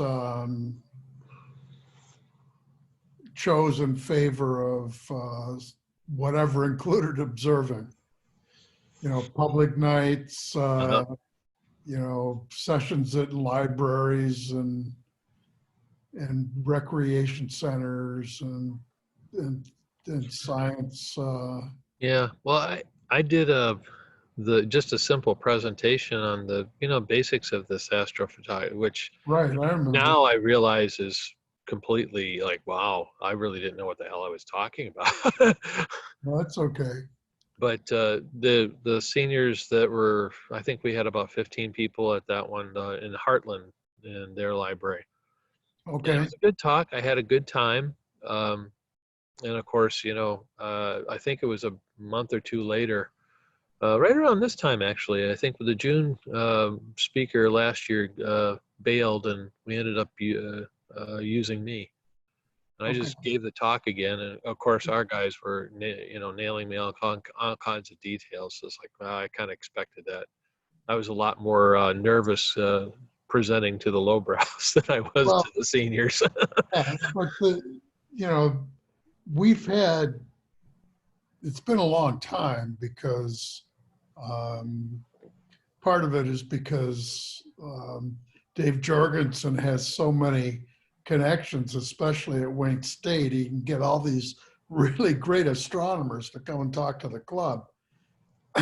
And, you know, before Dave joined the club, we had this whole boatload of people that were, you know, we could count on every, you know, 12 to 18 months to come and talk. But we had a regular group of, no, I can't call it a group, you know, 2 or 3 members who would give talks. Mark DePrest, who you may or may not have met. I don't know if I met him in person. In person, I'm a little behind, but their email addresses or, you know, discussions that come on, I recognize the name. Yeah, well, you know, Mark had some health problems and he's better now, but you know, he's a sibling in this huge family, and you know everybody's getting older, and Yep. Yep. one of the parents is still alive, so you know there's a lot going on there. His wife isn't very healthy, and so Yeah.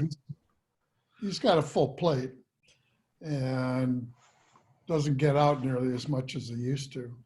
But but he used to give, you know, great presentations. You know, Hmm. he I remember one, it was SLU was like the first to rent a telescope over the internet. And are you familiar with SLU? No, I don't think so. Okay, well, there are other services, but Yeah. this one, you know, you get pay a monthly fee, and you have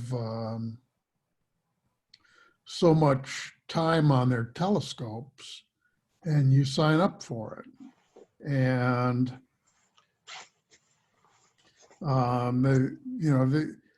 when I was doing it, there was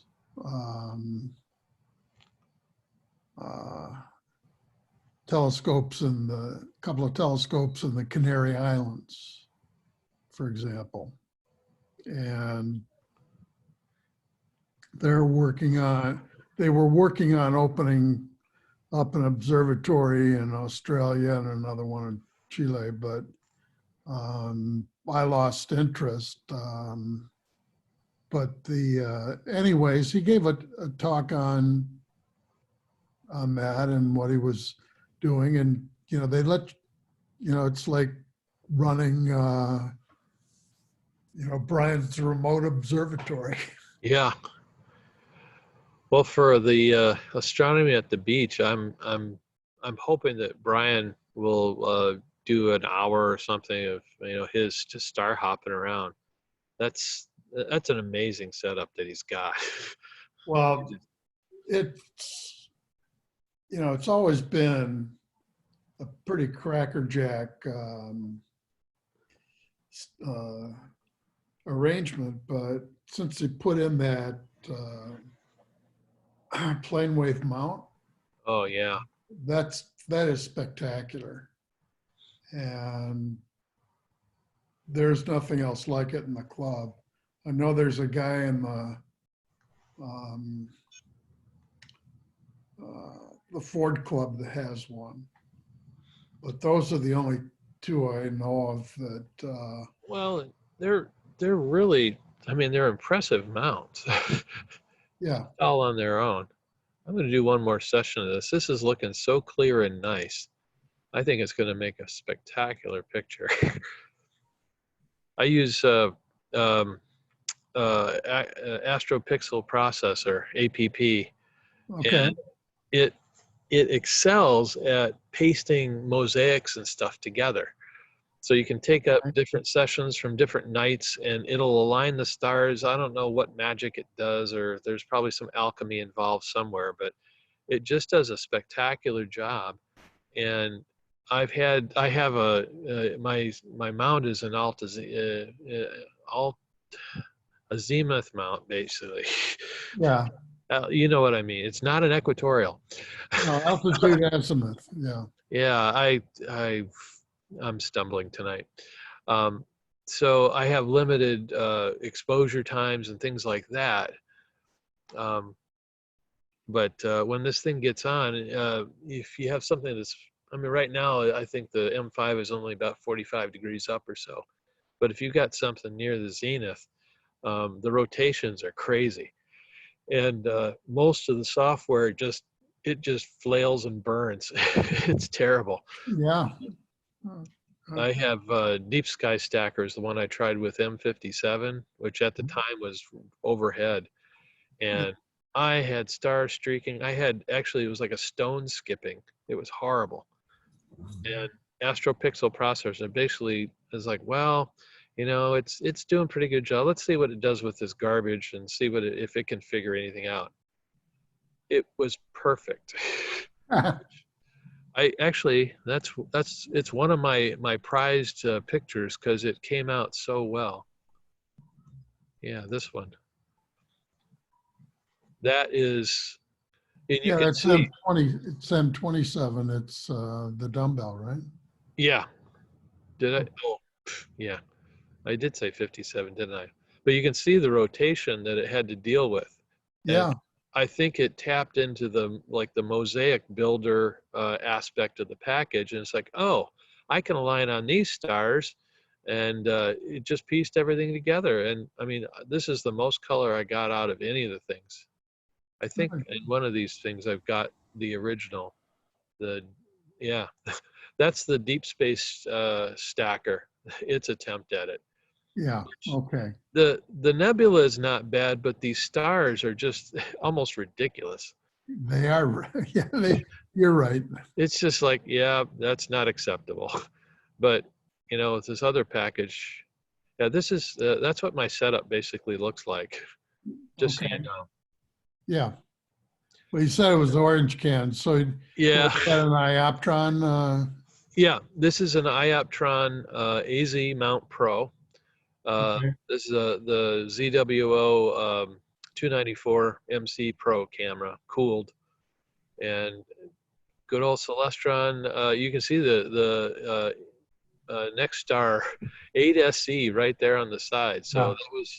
that was what the original mount was, which I found out later that the 8-inch scope was just a little heavy for that single arm mount, which I think I got a picture of it. If you wanted to do anything but observe, yeah, that's.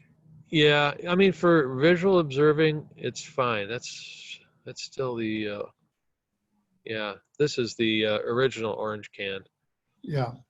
which for doing simple stuff for planetary, it's just fine. But this is an 1.5-inch tripod, whereas the Ioptron's got a 2-inch tripod.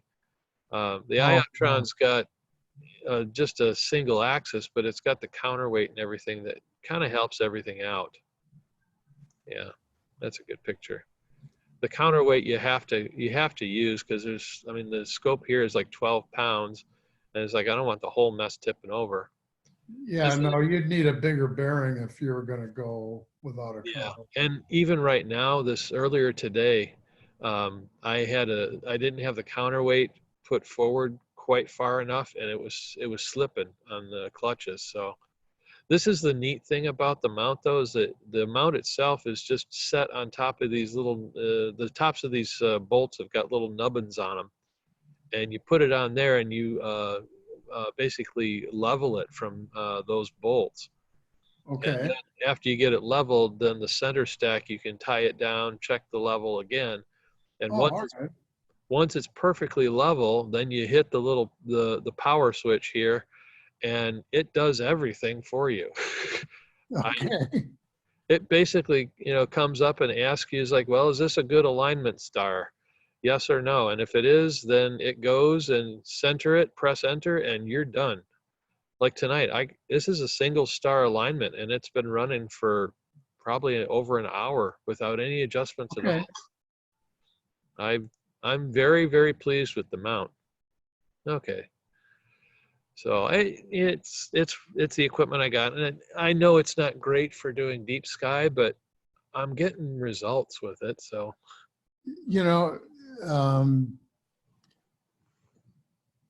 not all of us have as deep a pockets as Brian Otto. no, and I And, don't think Gretchen is going to let me do that anytime soon. So yeah. And Ani is in another class even from Brian. I'm sure Brian could do a lot of the stuff that Ani does, but Ani manufactures a lot of the parts for his mounts.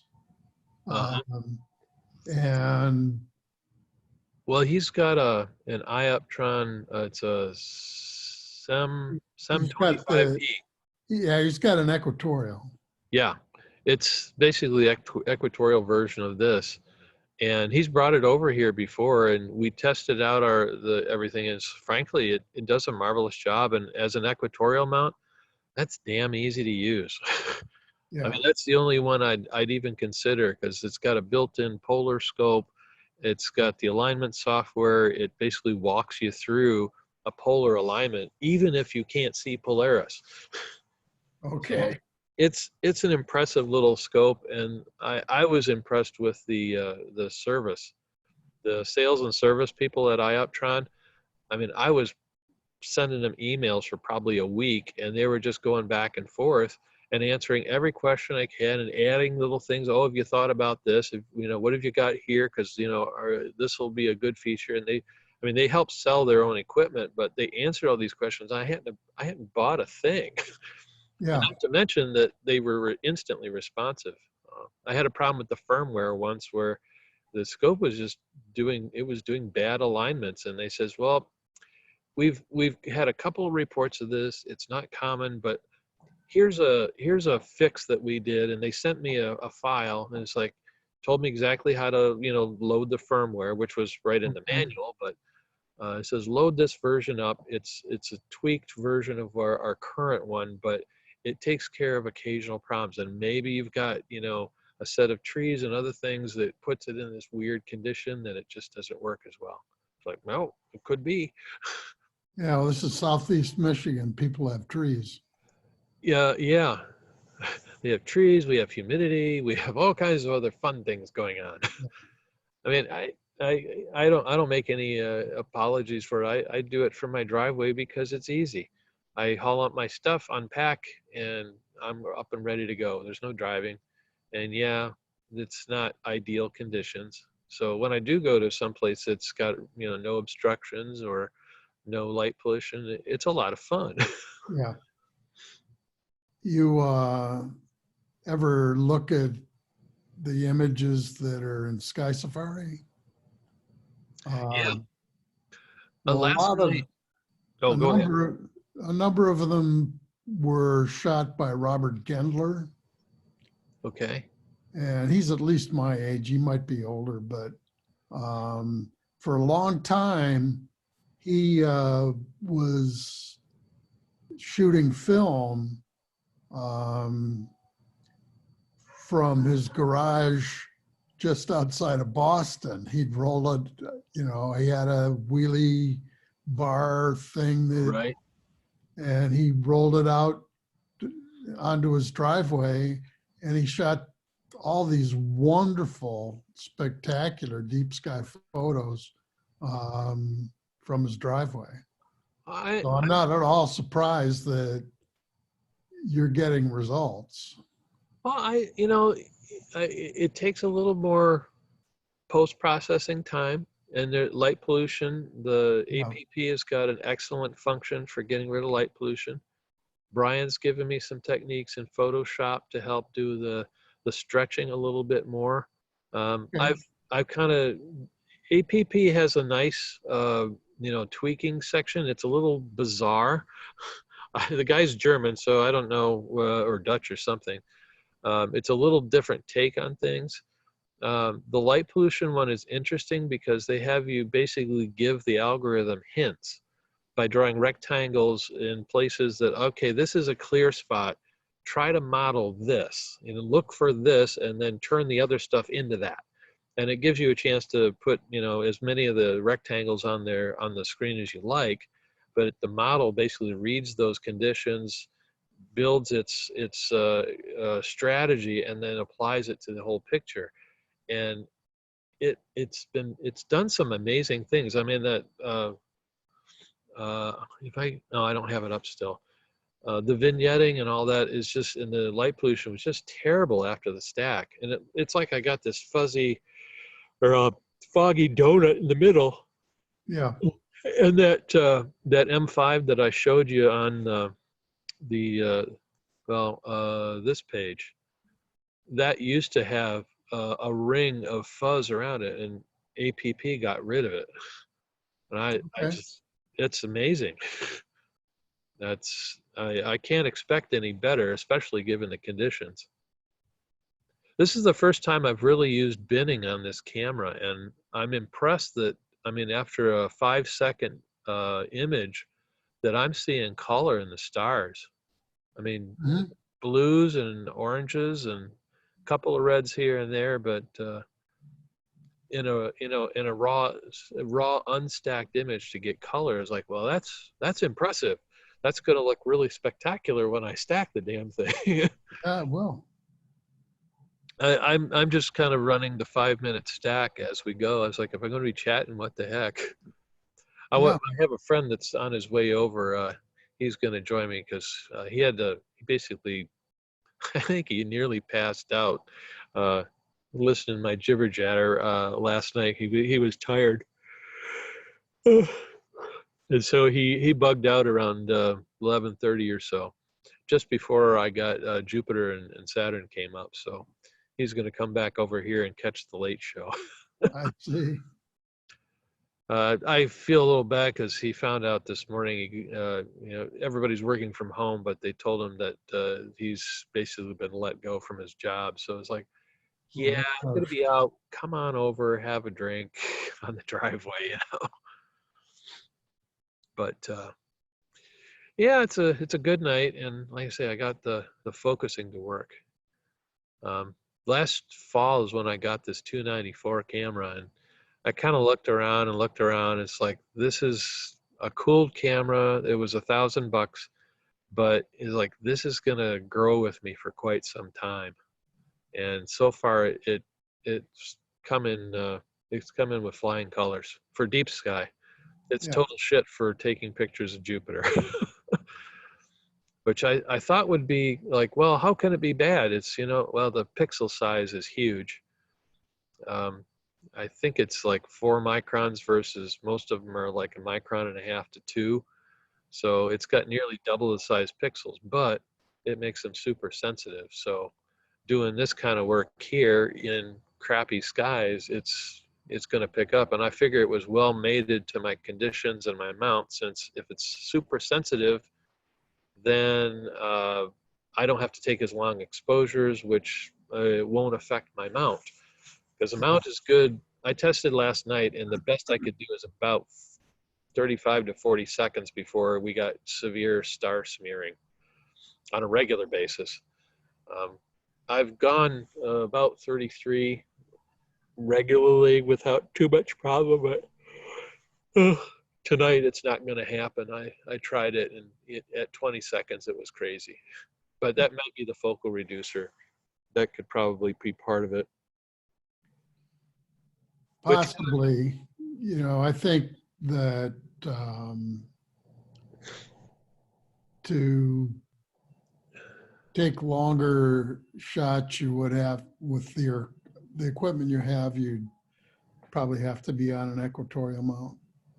yeah, and I accept that, but it's one of those things where, well, how far can I push this thing, and Yeah. how much can I see with it? And I I have to do different things than other people do, and I have to thumb my nose at some advice people give me. But at the same time, it's like, I'm getting results. It tracks very accurately. I mean, you're seeing round stars here. I No, could it bump looks that good. up. I could bump that up significantly as far as exposure time. I mean, this is only, it's just a hair under 5 seconds, and I could go to 10 or 15 easily right now, and it'd be the same result. So, but I'm happy with these images. Those are looking nice. Oh, it already finished. Okay. Yeah, so I probably got a few hundred frames. That should be plenty to do a stack with. But yeah, I've danced around. The first ones I did, I had it was a total shit camera. Nowadays, I found out that this camera they use for auto guiding, and it's not good for anything. The noise is unbelievable, but for planetary, it worked just fine. And I kind of cut my teeth with I think at the time it was 150, but it's gone down to like $110 or something. Super cheap Right. camera. ZWO was, I think, a 120 MC, but it allowed me to kind of get used to what a real camera is supposed to do instead of one of those, I guess, warmed over webcams that people used to use. Yeah. Although those old Philips webcams did some pretty nice work. When it comes down to it, it's the chip that does it, really. Yeah. But the fella, I don't know if, gosh, trying to remember his name. It's been so long since John is his first name. Anyways, he sold all the astronomy equipment at Writer's Hobby Shop. Oh, I think I bought both of my telescopes. I had an 8-inch Dob before this, and actually 3 telescopes, the 4-inch Next Star, and then the 8-inch Next Star. I bought all those at Riders. Okay. I wanted to keep the money local, Yeah. and they don't care. It was like, we match the internet price. It's like, if you can do that, I'm not going to pay. I don't have to pay shipping. Right. And, drop ships of crap coming in all the time anyway, so it didn't make a difference. And it might have been John that I dealt with, but they had a nice shop there. I was really kind of sad when they had to close. Yeah. Anyways, he had a 9.25-inch Celestron, and he his thing was the planets, Jupiter and Saturn. Right. And he took wonderful photos of those. And it's funny. I got into the photography simply because I wanted to show people what I was looking at. And it turns out, and I found out pretty quick thereafter, that it's like taking a picture of stuff in the skies. It's not just taking a snapshot. Yeah, it's dark, but that complicates a lot of things. No, there isn't an iPhone yet that can do what you're doing now. So there's a guy online, Lauren Bell, I think is his name. Okay. And he's an asteroid hunter, and I think he's actually got a couple of them named after himself. But or named, or he discovered anyway. But he does everything on I think it's an iPhone 8 or something, and it does okay. But he doesn't get into any of the stacking or stuff like that. And I think that's magic. I've seen total garbage go in, and you stack it, and it brings out details that are unbelievable. Yes. I wonder if I have that photo. I did a posting anyway. No, I didn't. Oh, it's in a different album. Sorry. How do I get back? Silly things. Hey, who would do a site where all your navigation is at the top? It doesn't. Okay, fine. Got an album of moonshots, and one of them is it's very cool in that it'll show you with the unstacked and the stacked version. Did I put it in? I did not. I got enough moon pictures where they kind of have to have their own album, but well, that's the stacked version. I might have posted this one to the lowbrows, but yeah, I think so. It's a great photo. I have one that was just after stacking, this is what you get. Oh, cool. And then I have the second photo, which is something like this, which is like, oh, wow. And when you flick between them, it's a little overexposed. When you flick between them, it's just, it drops your jaw. And then it's fun when you're doing it, because you never know what you're going to get, what Christmas present, is going to land in your lap. Sure. So I have a lot of fun with that stuff. And I've finally gotten in the habit of labeling my things, so I know what the heck I did with, exposure times and all that kind of stuff. But yeah, anyway. Oh, there is. I didn't have that before. Yeah, he said he was on his way, but like, you don't live that far away, dude. Okay. Well, he's over. I think he said it's like Stone School in Eisenhower, and I'm in Ipsy. It's like, what are you? Are you walking? Well, if he was walking, he might not get there. So, Yeah, yeah. I don't know. He's an interesting character. Kind of looking in the trees to see if Jupiter or Saturn are going to poke out. It's still about a half hour away, though. Half hour, 40 minutes. all before you'll be able to see him. It was embarrassing last night because I'm looking out and it's like in Sky Safari show me Jupiter, Saturn, they're just peeking over the horizon. Like I've got houses and trees, and it's like I'm not going to see those for another hour or more. You know, I figure it's going to be close to 1 o'clock in the morning before I see him. And Mhm. Gretchen comes out, it's like, well, I don't think she's got Sky Safari. It's a different program. It's like I'm showing it like, and I think it's right there, and there's this V in the tree line. Ah, I'll be damned, it's Jupiter shining it, like, oh, the total, I don't give a crap about any of this stuff is pointing, objects out to me because I missed it. But I did a quick change on the cameras to the planetary camera, and I got some shots, but the focusing situation was so bad and they were so low in the sky that it's like, it was kind of hopeless. yeah. But Well, I got my first pictures of the year of Jupiter and Saturn. they're not going to get that high up anyway. So, Yeah, this is not a great year for those. Well, Matt better get here soon because I'm going to fall asleep. Yeah, I decided to start a little later tonight because last night I was set up and ready to roll by 9, and the sun was still out. Basically, it's like, well, we got nothing to do. There's no alignment that's ever going to happen. But let's see if I can. Yeah, pick a different. We'll pick a different target in the southern sky and see what I can get. I don't think my alignment is perfect, so there might be a little bit of slewing around, but it's pretty close. well, I'm looking at Sky Safari I got it up. Got it up myself. and and the planets are still below the horizon. Yeah, yeah. I think it was, well, she noticed it was 12:30 last night.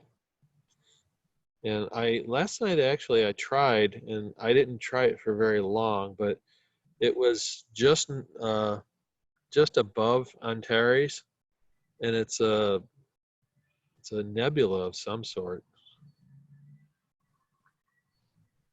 Rho Ophiuchi, Ophiuchi. Yep. and it's like it says it's a magnitude 5.1. It's like, well, I should be able to catch that. Yeah, but it's degrees in expanse, so it's But yeah. I figured catch the upper end of that thing. That's blues, and usually I had a filter on that was doing well with it. But what's the I? It's got a number on it, doesn't it? IC 4604. 4604. I should be able to pick that out. Her famous last words. I love being able just as like, I want to go see this now.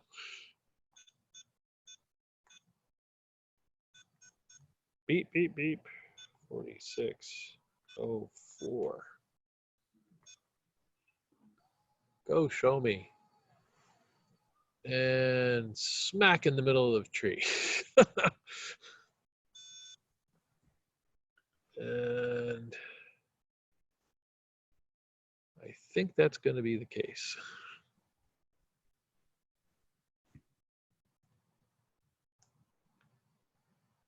Yes. Well, okay. Sky Safari, let's pick again. There's a bunch of stars off to its right. I know there's some galaxies. There's a expanse of nothingness over there.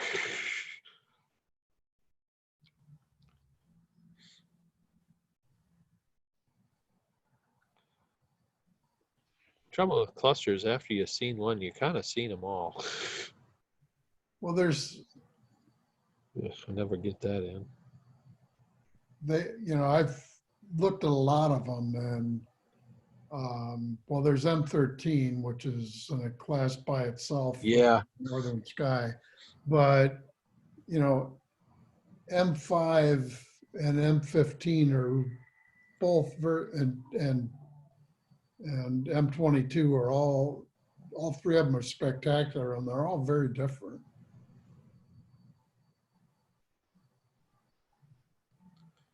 Planetary nebulas. It's like I'm the southern sky now. I'm looking, it's like it's just a bunch of stars and a bunch of things that are beyond my telescope or viewing situation for that matter. That's kind of the depressing part about Ypsilanti is like it's pretty bright.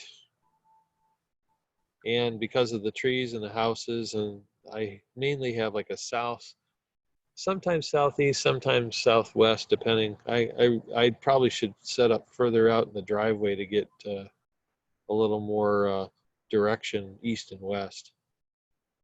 Yeah. I did notice though, I found that region of the Virgo, the cluster. Oh my God, there's a ton of them out there. Yeah. I mean, I didn't know it was that populated. That's just ridiculous. Yeah, and going north into Coma Berenices, there's tons of galaxies up there.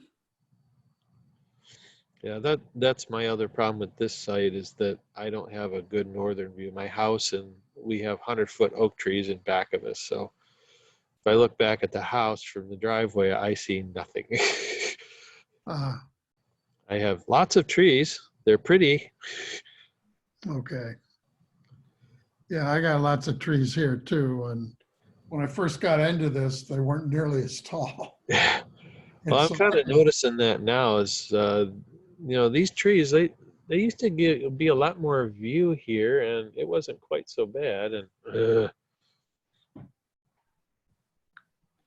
we'll see.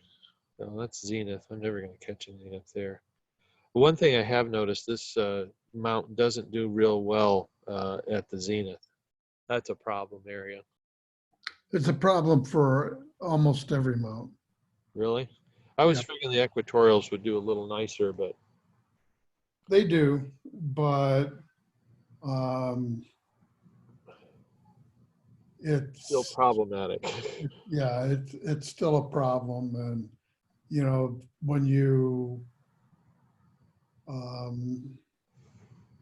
go from east to west, you've got to flip the telescope, and so there's all sorts of Yeah. Well, that's one of the things I wasn't real wild about the equatorials is that meridian flip thing. Yeah. That's kind of crazy. There he is. Turn off your headlights, dude. Please. Heading for M12. Let's see what we got. It's a nice object. What's that? M12 is a nice object. And yeah, my tracking isn't great.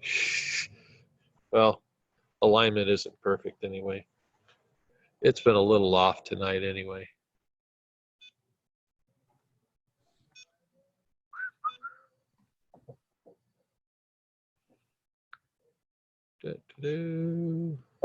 Let's turn that down so I can see something. And I found out earlier that my my laser finder or whatever there is, the battery was dead, and I don't have any replacements. So we're winging it. Hey, Matt. Hey. You streaming? Yeah, I am. This is Jim Forrester. He's one of the lowbrows. The guy in the dark is Matt Ignite, right? Matt. Ignite, yep. Ignite. Kind of like stalagmite, Yes. Let's get rid of the binning. Yeah. Get full image. That's scratching in bed. Yeah, she hit the hay. Got an extra chair over there? It's a stool, but why don't you take the chair? Oh, sure. No, I can get the other one. Nah, yeah. I'll get one. Just take it. I got this one out for a reason, Matt. Okay. So how's your night going? Oh, trying to find M12. It's another cluster. We were on M5 for a while, and it literally minutes before. Yeah. This is kind of annoying, Jim. Embarrassing too. Yeah. Well, if I was out there, I'd find it with my telescope in about 30 seconds, but Well, when this thing is aligned, the alignment tonight, it just didn't go real well. And it's okay, but it's not fabulous. Most of the time it's right on the money and I can go all night and it's fine, but yeah, you don't have a it's- finder scope on that thing, do you?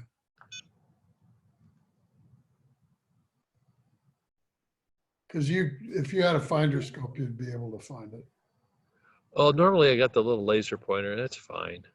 Oh, okay. One of those, I don't Yeah. like it that well, but it gets me around the sky enough where if something is missing.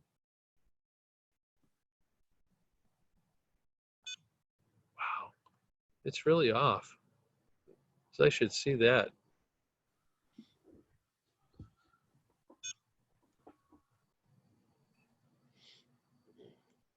Hey, that was a skeeter. And I keep looking out for Jupiter. I'm not going to be fooled again. No, it's right on the horizon, so it's going to be tough. And I got everything turned up.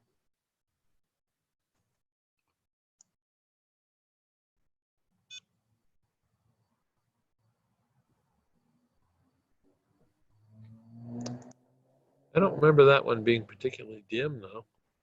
12? It's Yeah. not. It's like it normally should show up pretty well.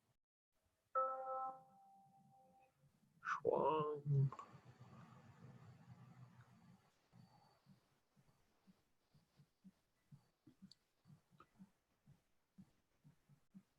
6.69, so Yeah.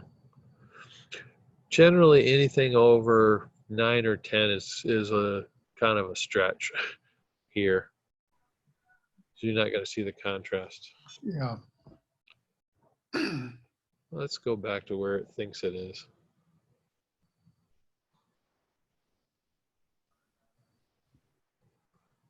Okay, I don't see any light bars in the sky, so what is that? Airplane? It must be. I'm not seeing it. Not seeing it anymore.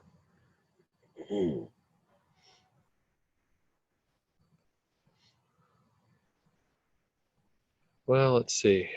It was off that way.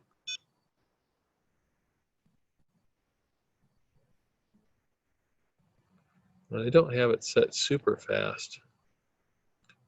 Last night, one of my images, one of those, Jack Brisbane tuned in for a few minutes, and we caught one of those Elon Musk satellites coming through my photo. Oh, that's cool.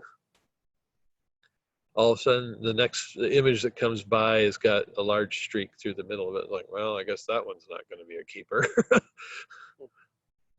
Yeah, there were a couple of those earlier I saw go by. Now, this is one of those areas where the focal reducer would be handy because it covers a lot bigger swath of the sky.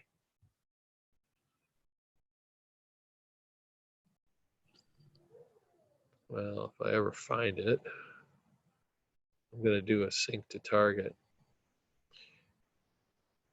Well, tell you what, I'm going to go back to M5 because it should remember where it found that.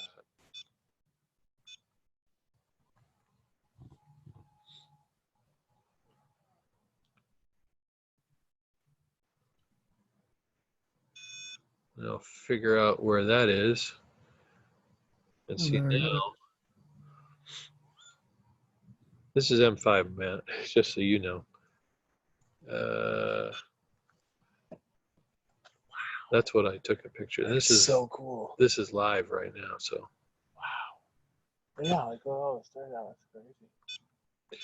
What I'm going to do, Jim, is to do, they have a feature on here called Sync to Target. That's cool. Mm-hmm. And you can basically center the target and give it's like a quick alignment. Right.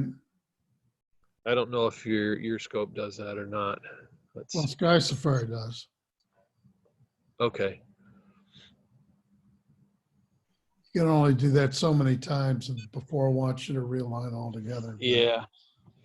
Well, with this camera, it sticks out so far that it bumps up against the tripod if I do an alignment. So it's like, take everything apart and now do it. Okay, and it's going to probably have, oh shit, I forgot.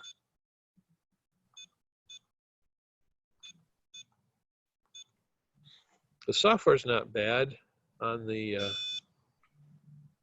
iOptron, but I always forget for the sync to alignment that you have to go find the object first and then bring it into your view, and then you can tell it's aligned. You Right. can't go the other direction. It messes up all the time. But that's a nice image. Oh, it's got the gain turned up. Okay, just about there. Boom, sync. So now let's see if we can find M12. That usually works better after that.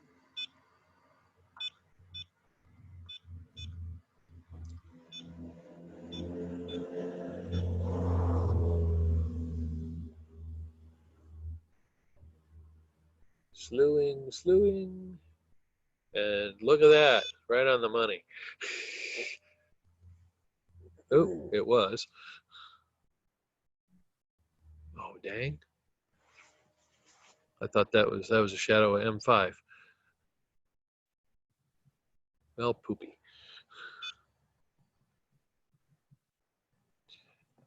Apparently it needs an alignment, which means Jupiter is going to be a hell of a lot of fun to find. Yeah. Let's reduce this down.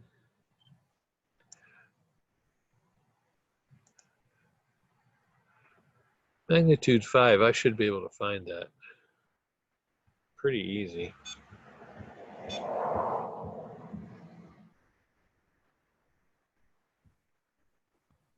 Well, what's the, Hey, we got something moving across. Yeah, Matt. Oh, cool. Satellite? And Elon Musk? I don't know. Musk. It might be one of Elon's satellites. What do you think, Jim? That's cool. I have no idea.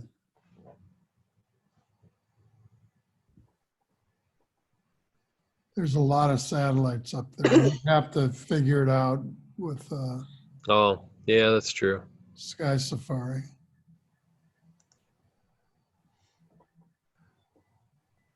Well, my telescope does have the functionality to control or have Sky Safari control it, but the wireless signal I have in the house is strong enough where it basically competes with the Wi-Fi in the telescope mount, and they fight with each other, and so neither one of them connect worth a damn. So like, well, that ain't gonna happen. And I might just have to do an alignment.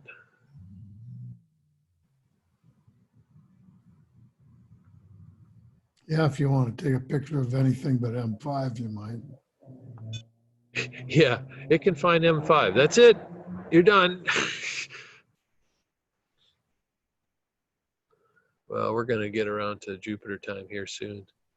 I might just unplug this thing, do an alignment visually, and go from there.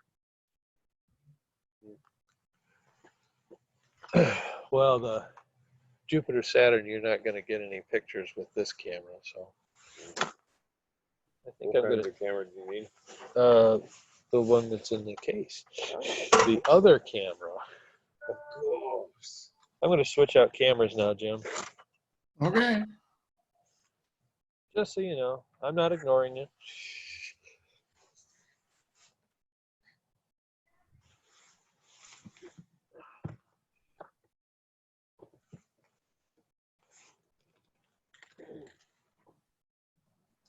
Shopping for speakers. For my giant receiver that I got. Some bozo unloaded it on you, you know. I'm pumped that I finally have a space for it. Like I was like, this is worth something. Like I want to have it like be awesome somewhere. But my shed is too dirty, and I already have one in there. And I always want one in the house, but I finally figured out I can put it in my folks' basement or something. Or out on the porch. Or the hot tub, which would be kind of dope. So. Okay. Better camera for doing other work, but I'm gonna do an alignment because we're not gonna see shit if we can't find it. It happens. Sometimes you have to realign.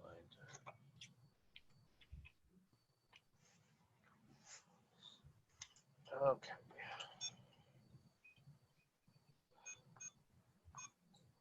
Should be easy to do an alignment now. Arcturus. You really want to do it on Arcturus?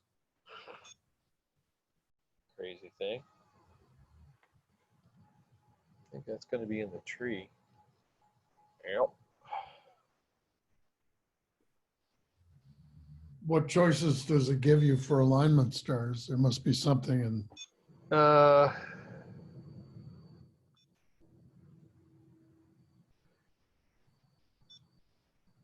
Vega. Actually, Vega's visible now. Finally. How about Rosselhag or Russell Getty?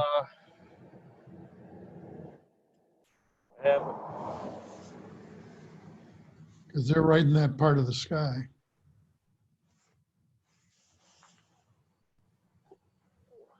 Gotta go to the other side. I could look through the menu.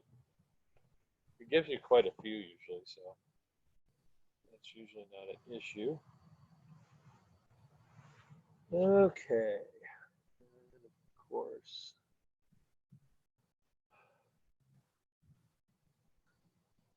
Actually, Russell Getty is a pretty nice double star. It might make a good picture. I don't know.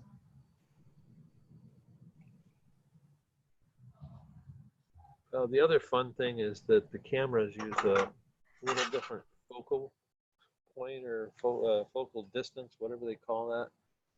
And I end up having to barter out my primary mirror to get stars to appear as anything but a donut. It'd be nice just to swap them out and go, but that ain't the case.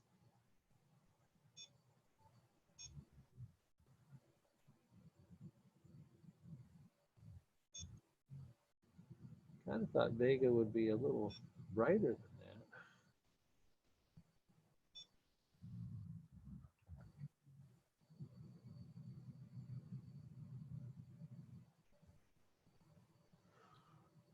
that. Are you sure you've got Vega? Not particularly, but because my If it's not bright, then it's not Vega. yeah, it should be burning. There it is. I say it should be burning a hole in my cornea. Let's slow it down and get this. And that's pretty close to burning a hole in the cornea. You want to see a really bright star, Matt? This is a really bright star. Okay.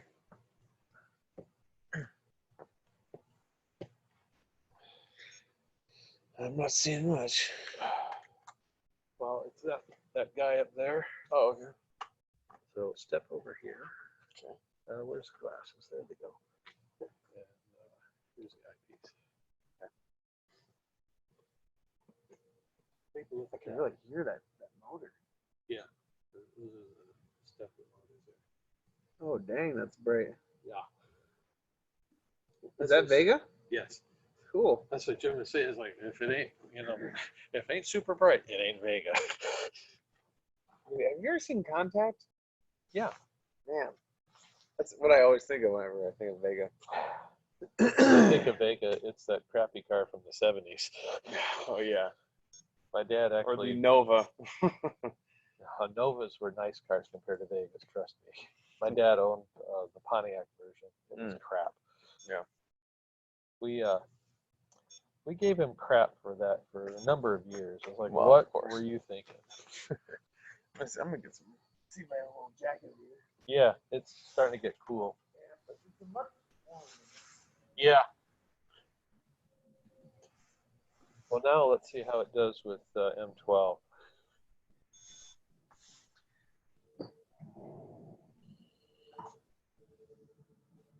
Is M12 really there? Well, from Ypsilanti, it'd be tough to see visually. Yeah. Well, I just did an alignment and it's usually pretty good, so I'm going to stick a camera in. Because we're close to Jupiter time, I'm going to use the planetary camera. So for imaging, it's probably going to be total crap.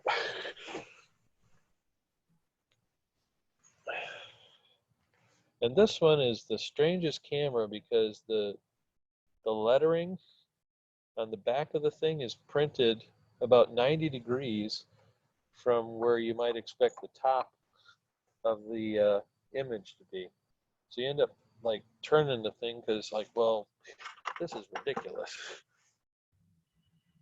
And I know it doesn't really make any difference, but it'd sure be nice if it was, reasonable. Oh yeah.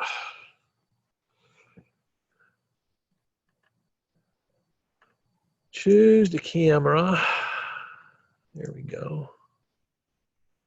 Yes, my camera seems to have stopped responding. I think we'll probably need more than 87 milliseconds.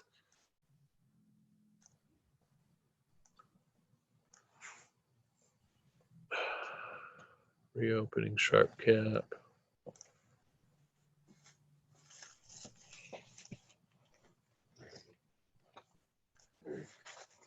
Brought snacks. Snacks. Some rubber No. chips.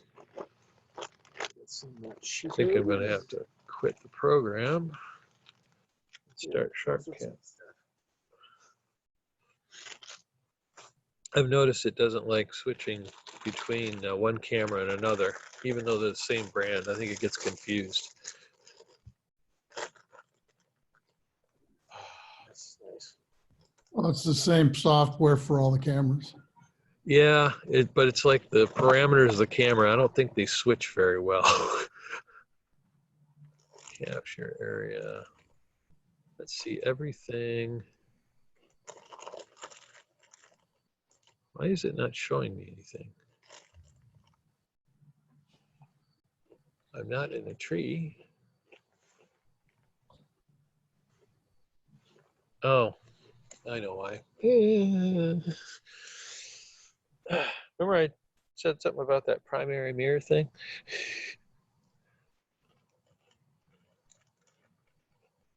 And I'm going to have to refocus it too.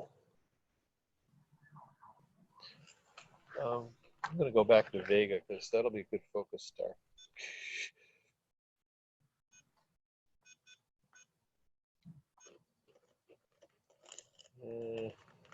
Christ.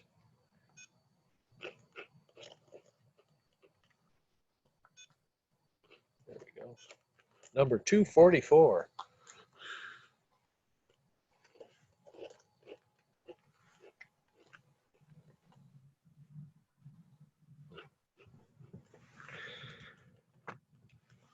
Ta-da! Yep, there it is. And let's get rid of the donuts.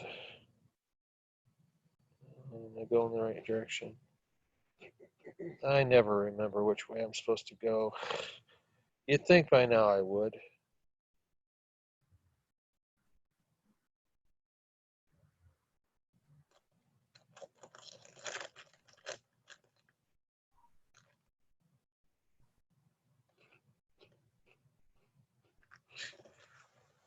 Oh, I didn't think I'd get diffraction spikes.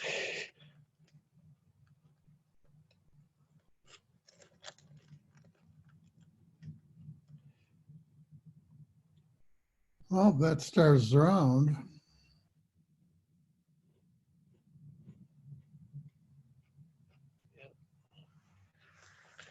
I'm gonna turn this around so I can put the mask on.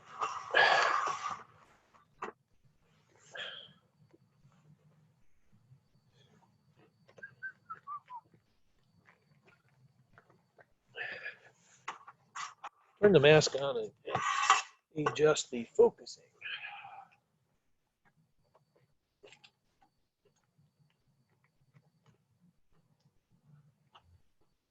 Come on. Stay. Okay.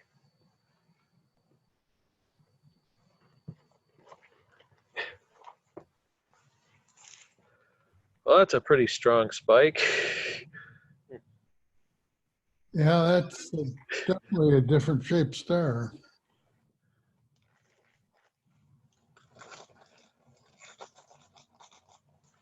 Why is that so stiff? Oh. Which way am I going?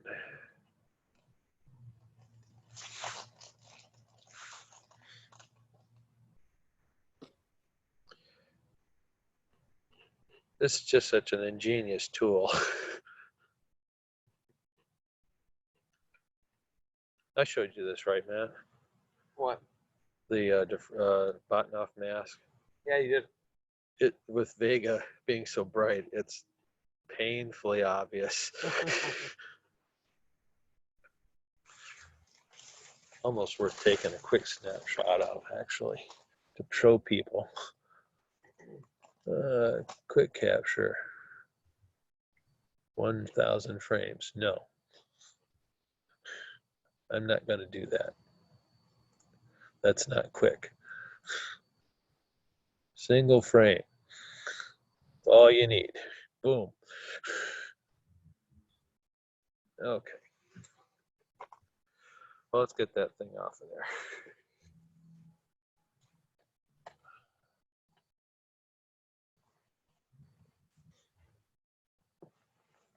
Yowza. That's bright.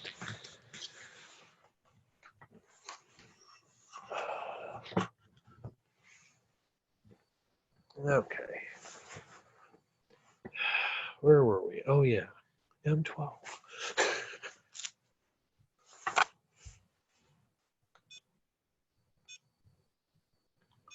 It's all fun.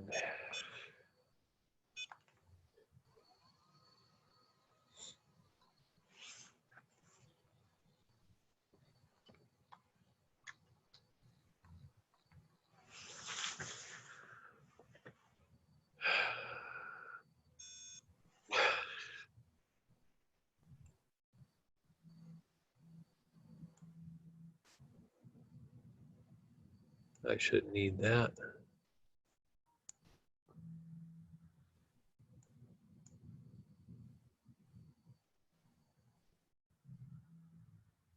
Oh.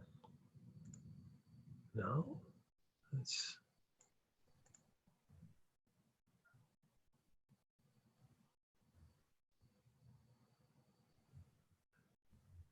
So how much sky are we seeing in this frame? You know, to tell you the truth, I'm not real sure.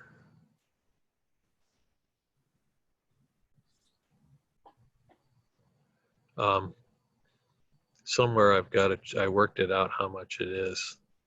It's, I guess it's a standard F10, 8-inch SCT worth, which I want to say is Oh, there we go.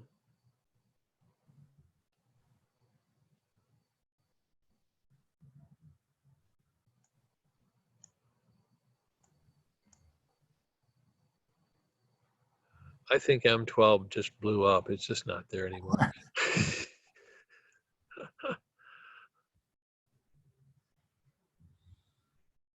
Yeah, this is a little much. Yeah, see that? It just dies down. And with this, the gain as high it is, that should be like insane levels.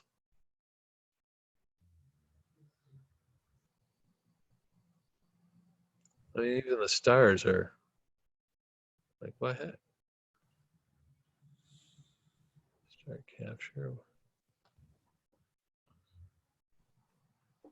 It's like, am I missing something here?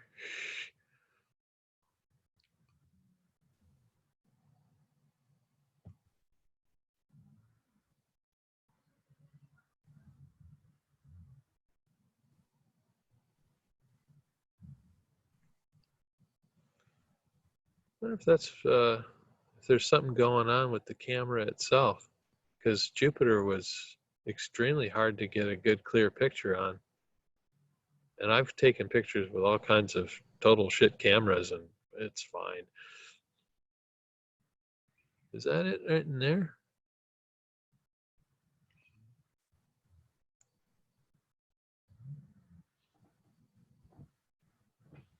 I simply can't be sure.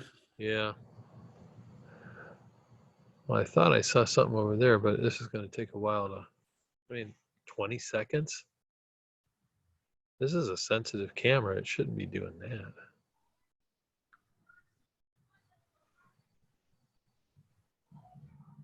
That's just weird. And I mean, I got the gain maxed out, so. Huh?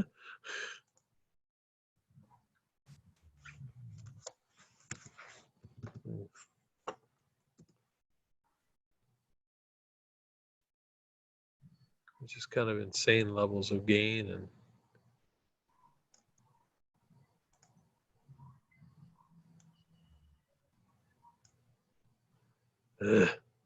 you know what?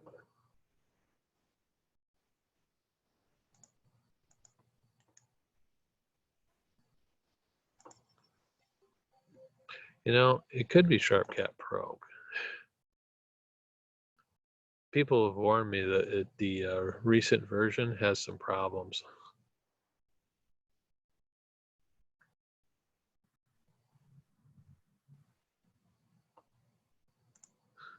People have actually been downgrading. Oh, from the version you're running? Yeah.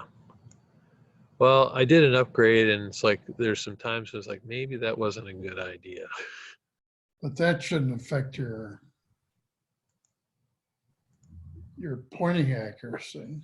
No, it's not doing that. But like here, see, like I got 4.3 seconds, And there's and no, for an 8-second picture of stars, are you kidding me? That's just odd to say the least.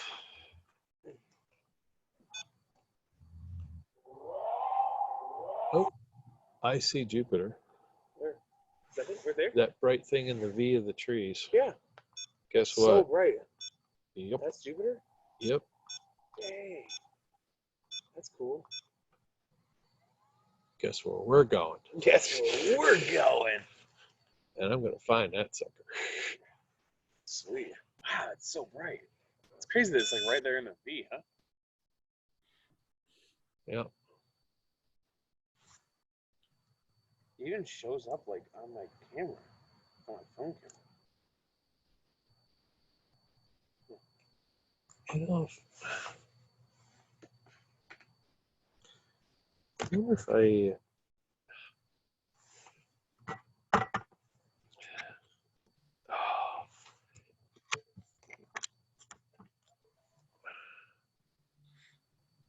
Got 2 USB ports on this thing, and I wonder if that's a problem. One of them does act flaky. I wonder if that's the issue. And I'm on the bad.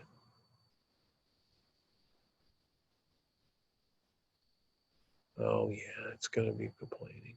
Whatever. When I changed cameras, I changed the port, I think.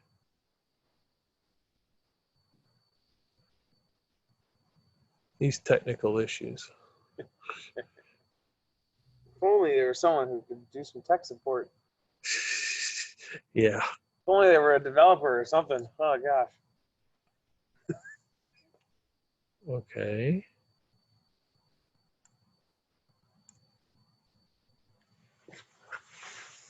This.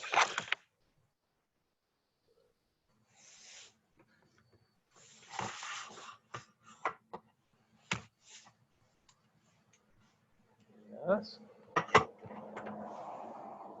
It's plugged in.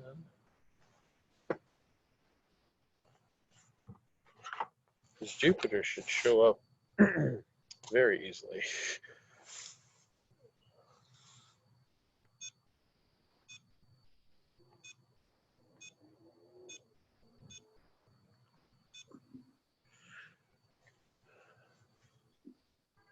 And I'd kill for a finder now.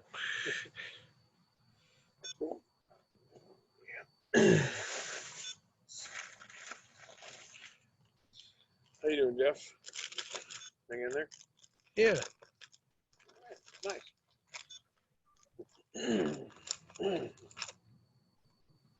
A beautiful night. It is.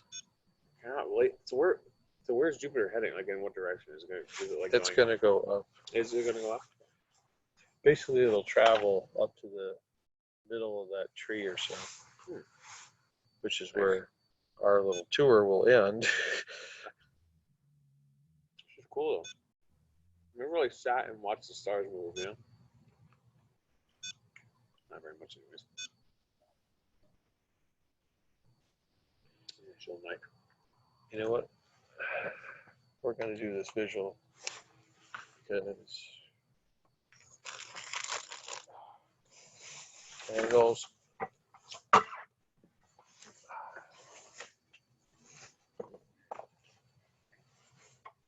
This has got a wider field of view.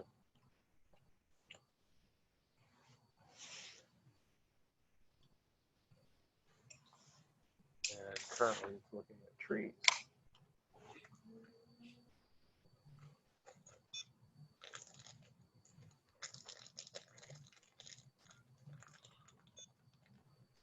Slowly looking at trees.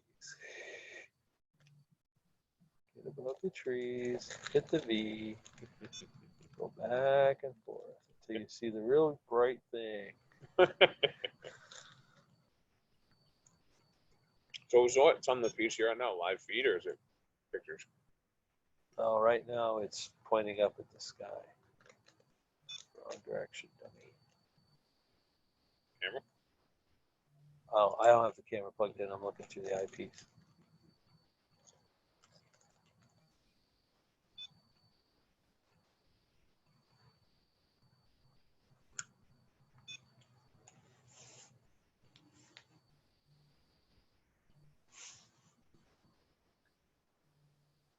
Because apparently my tracking is just way off. Oh, right now, I guess I could do a full alignment. Ah. That's Jupiter.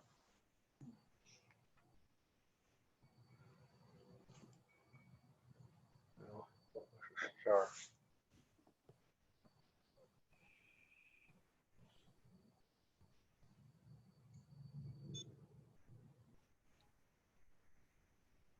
So are you going to observe visually for a while, Jeff? Yeah, I think I'm going to do this visual for a second before, so I can get the bearings, because frankly, it's just a mess. I may just do a realignment and say, the hell with this. Because this is not working well.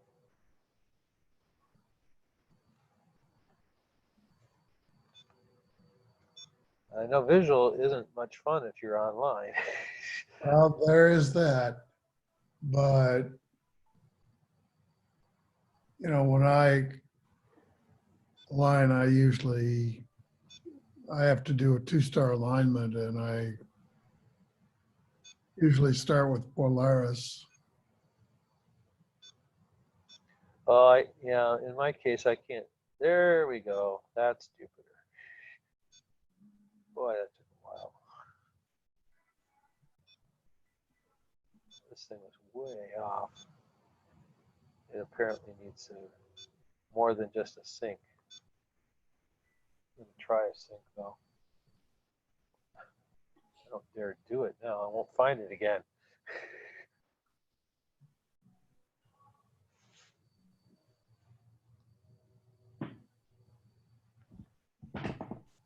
There we go. Okay.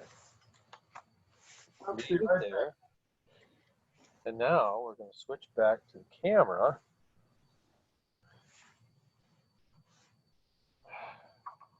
We're going to have to refocus. All that. I'm stepping on my cable. That's not good.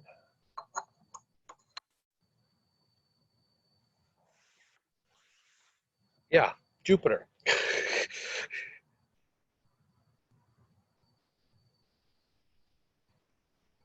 So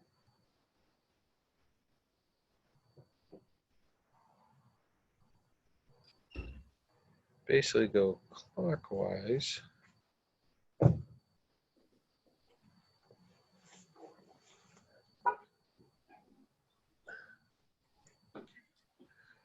This is crazy overexposed.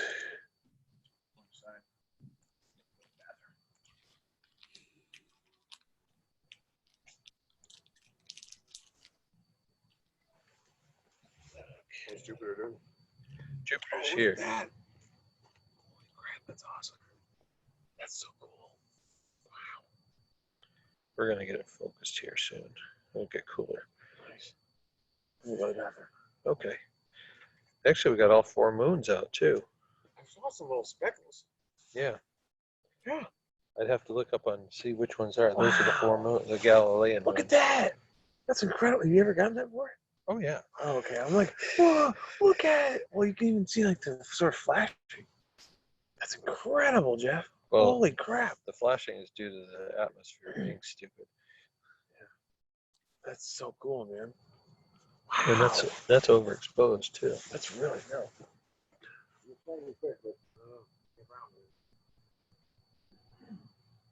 cool. Front door is not open. No, but you have to go through the garage.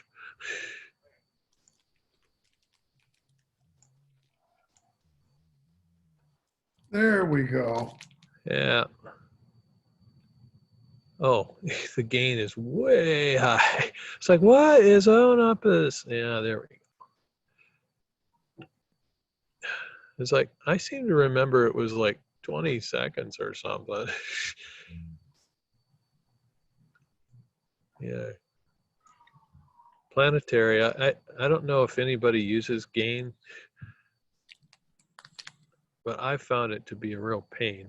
It makes everything super sensitive.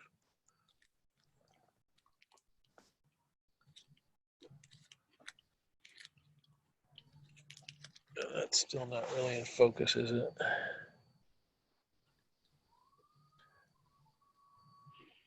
I have some Barlows we could play with, since it's centered and still tracking pretty decent.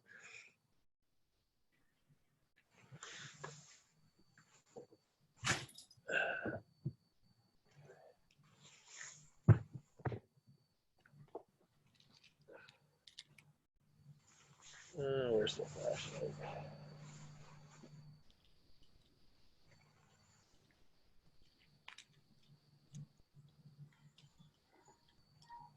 Three times.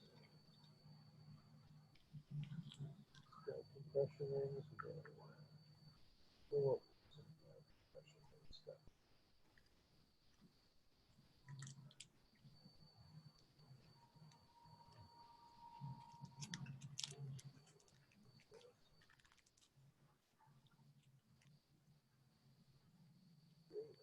5.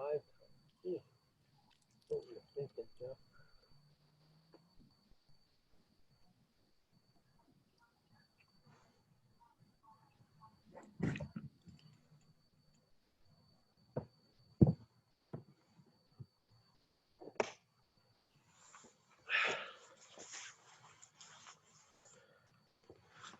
I'm going to put a 2.5 time Barlow on here.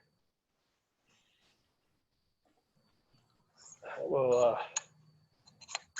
it's bright enough where that should make for a nice looking image. I bought a couple of nice Barlows from High Point Scientific, Okay. and they have compression rings in them. And they weren't that expensive. I think they were like 35 or 40 bucks. It wasn't bad. Give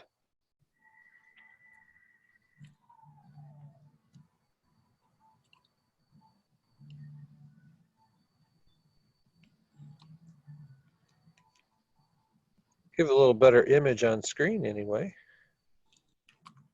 Well, it's larger. There we go. Now we're starting to see occasionally a little bit of detail.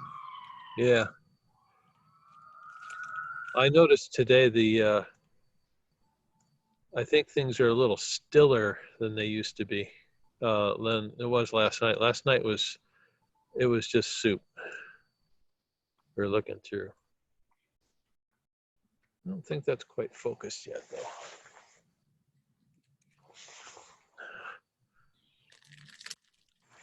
though. I'm just far enough where I have to keep getting up and getting down. I don't have motorized focus on this. It's the old-fashioned way. Light touch.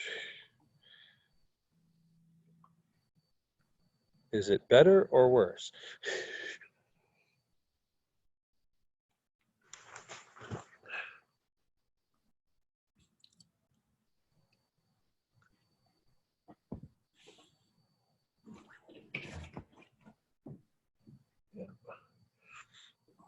I think part of it is that you're only like 4 or 5 degrees off the horizon. Yeah. Well, and I got 16. It was 8-bit, not 16. There, I don't have anything stupid set up. The 8-bit color always looks positively horrible. And I probably could dial this down a pinch, give us a little bigger image. Maybe not. That's a stupid resolution. They have some really strange combination resolutions here sometimes. Oh, where'd we go? Oh, there it is.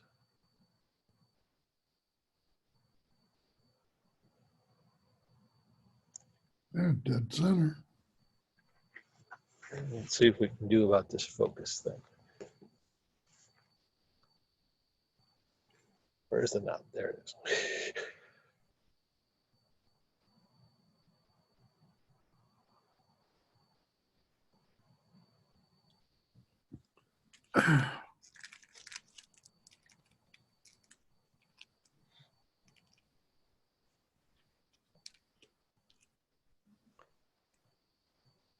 It's really not clearing up a whole lot, is it? No.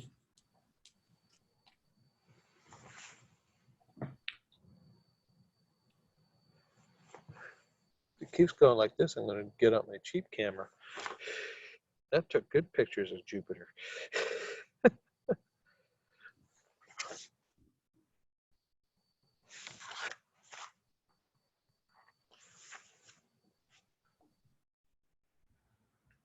Might be a pinch overexposed though.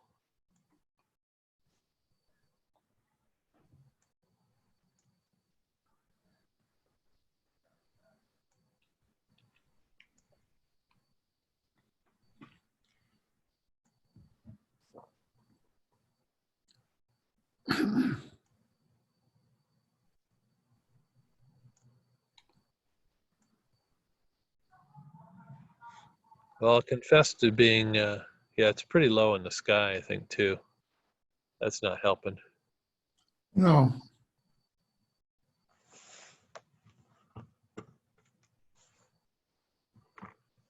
Oh, pinching my pencil.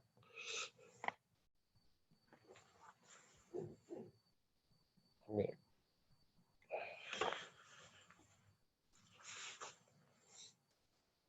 Still, and of course Matt went to the bathroom.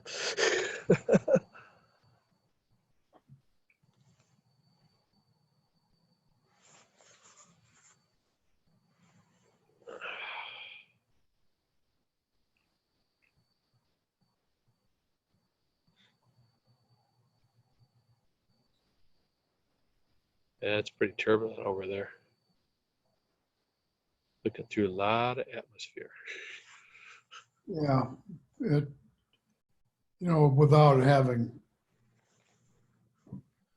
looked through your scope, but still, that low on the horizon, I just don't,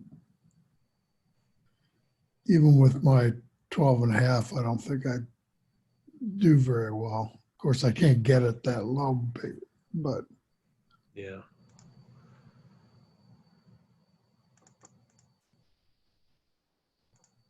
The nice thing about Jupiter, though, is like you never have to take more than 3 minutes at a time. yeah. It has a built-in time limit.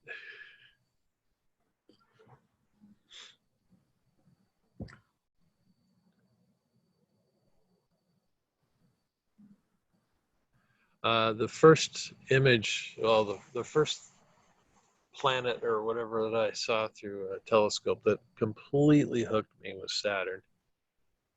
So it was just one of these cheap 60 millimeter department store telescopes that everyone warns you against.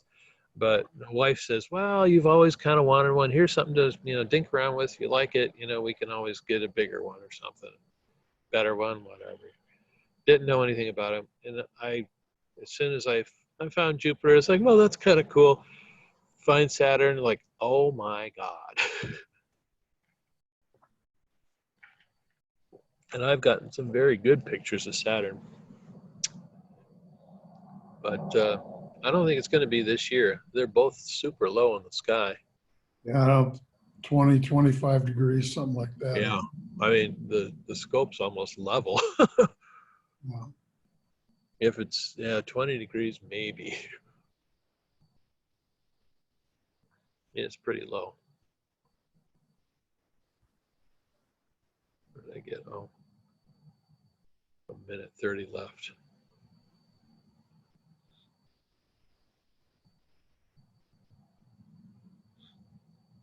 It's not tracking terrible.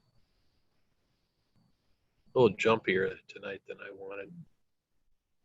Oh, since we're talking with one another.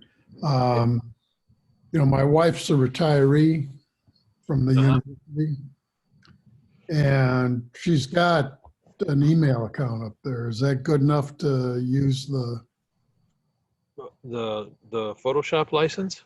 Well, or any of that? Well, I was thinking the Zoom license. But.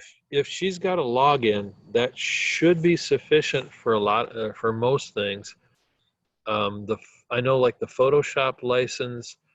I think the retirees are on a different track where they may have to pay something, but it may not be full price. They get like a discount, I believe. Yeah. But I mean, you can check out. But if you can log in and you have to use their web login facility or whatever, then she's got a full U of M thing. And I think the Zoom, she may have abilities for that too. Yeah. Well, I was just, I had my own business. I didn't have anything to do with the university since I left school in the 60s. But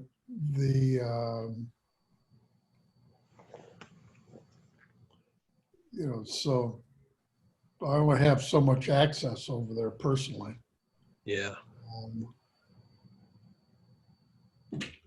But I would need something like that so that if I was going to help with the meetings. Oh yeah. I think just a login would do. Okay. So, I mean, you could probably use her login to That's do what I would do. I would use Jenna's login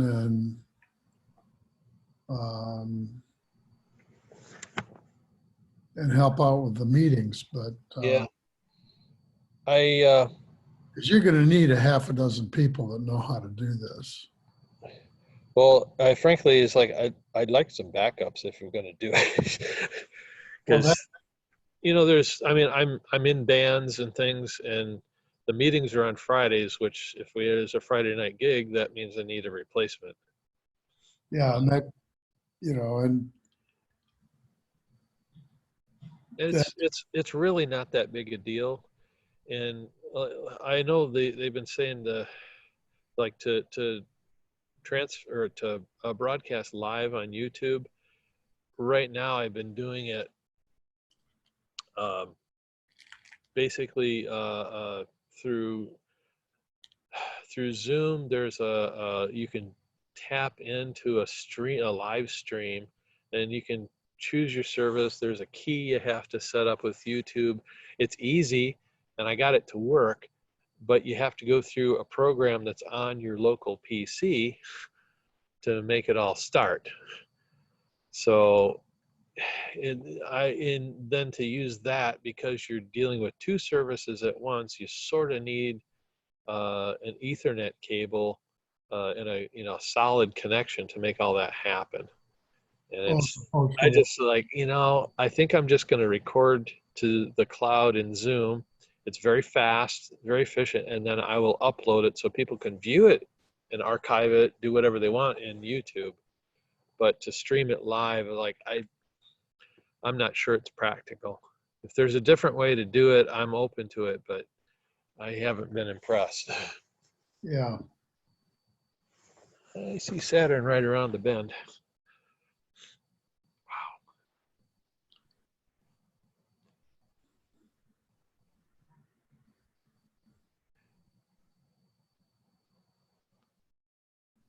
Well, I was hoping this year is going to be the year I'm going to catch Uranus and Neptune. But honestly, it's like this. This is an ASI 183. It's not quite their top of the line planetary camera, but it's a planetary camera. And it's got good resolution. I think it mates. The resolution mates up well with my scope. But like the last couple of tries, it's like, wow. It's been okay, but it's also sensitive enough that it did pick up, some deep sky stuff. So it's not a slouchy camera. It's just, I expected better from Jupiter, but it's so low in the sky, I probably shouldn't judge it on that. No, you shouldn't. And, I can see some improvement, but it's slow. Yeah, one thing I say, the 183 and the 294, they both top out at around 19 or 20 frames a second. So they're not super fast transfer cameras, but they were sensitive and very low noise. So I figured the low noise will help me with the light pollution and the other things, so that I'm not filtering out good or good stuff with the bad. Once you get rid of the fuzzies, then you're left with good stuff. And the 294 is actually an interesting camera. It's got a lot of weird characteristics that people write about in the forums and stuff, but the camera itself, most of the cameras have got 16 to 20,000 pixels deep in their pixel well. The 294 has 65,000. It's a complete monster when it comes to the pixel depth, which I thought in the light pollution environment that I'm in, that would probably be a good thing to have, because if you want to chop garbage out, well, I can collect a whole bunch of stuff, and so what if I toss out 3/4 of it? What's left is going to be almost, it's going to be the same pixel depth as if I had a normal camera. Mm-hmm. That's my thought, is like if 3/4 of this junk, I can throw out 3/4 and I'll still have the same amount of pixels, pixel depth and color resolution or whatever, that a normal camera might have. So that was my thought process. Ani has different views on some of its, and everybody has their own views. That's the fun thing about this, is like everybody's figured out something different, which I find modestly hysterical. I'm gonna have to pull this down a pinch.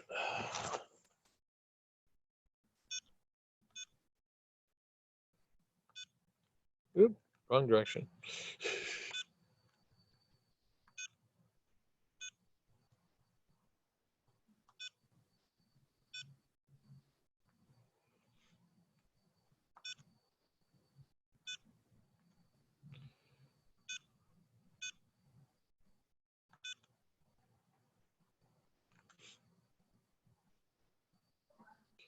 Yeah, last night the spot was over here. Now it seems to be right in this area.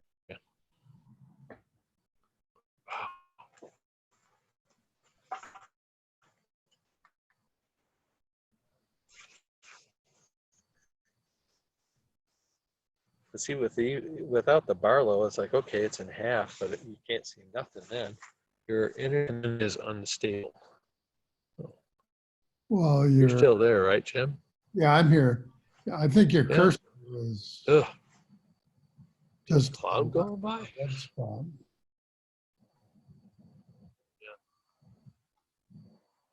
Well, the cursor's there, but no, the image got super dim for a second there. Like, well, I don't see no clouds around here. Not supposed to be cloudy. They need like a Botanoff mask for planetary.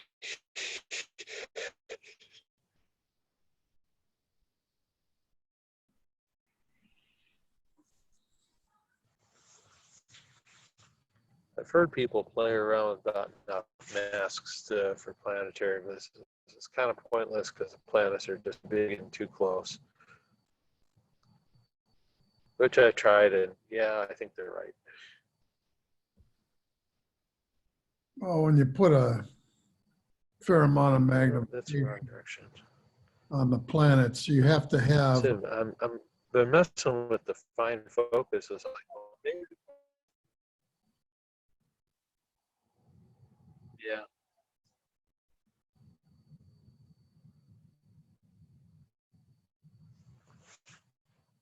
Anyways, We can pull the Barlow out of there.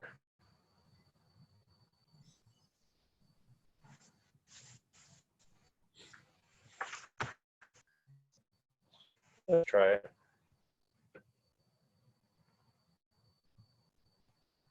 Hey, I'll drive you nuts sooner or later.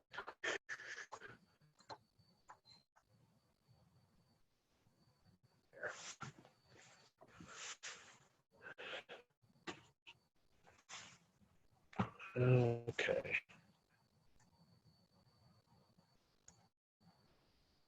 Area of interest. We can turn down.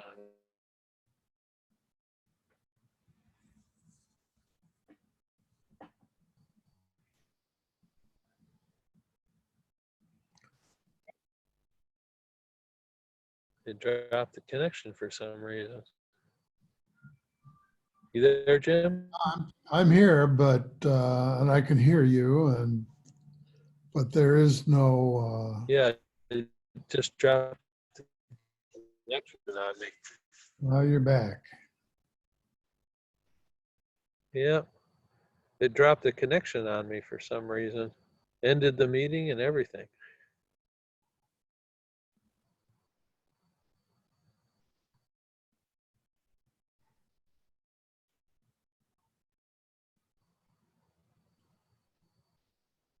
So now you're overexposed. Yeah, I turned it down earlier. It's actually not half bad. There we go.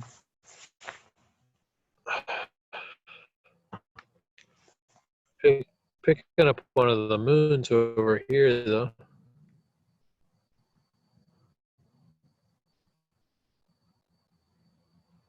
Yeah, it's really fizzy.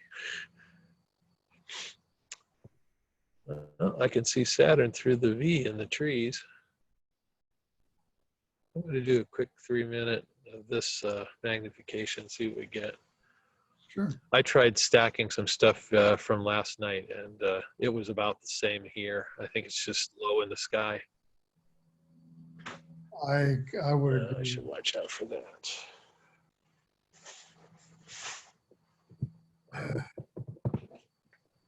You know, I've had, Jupiter's way up there, huh? No. How's it tracking?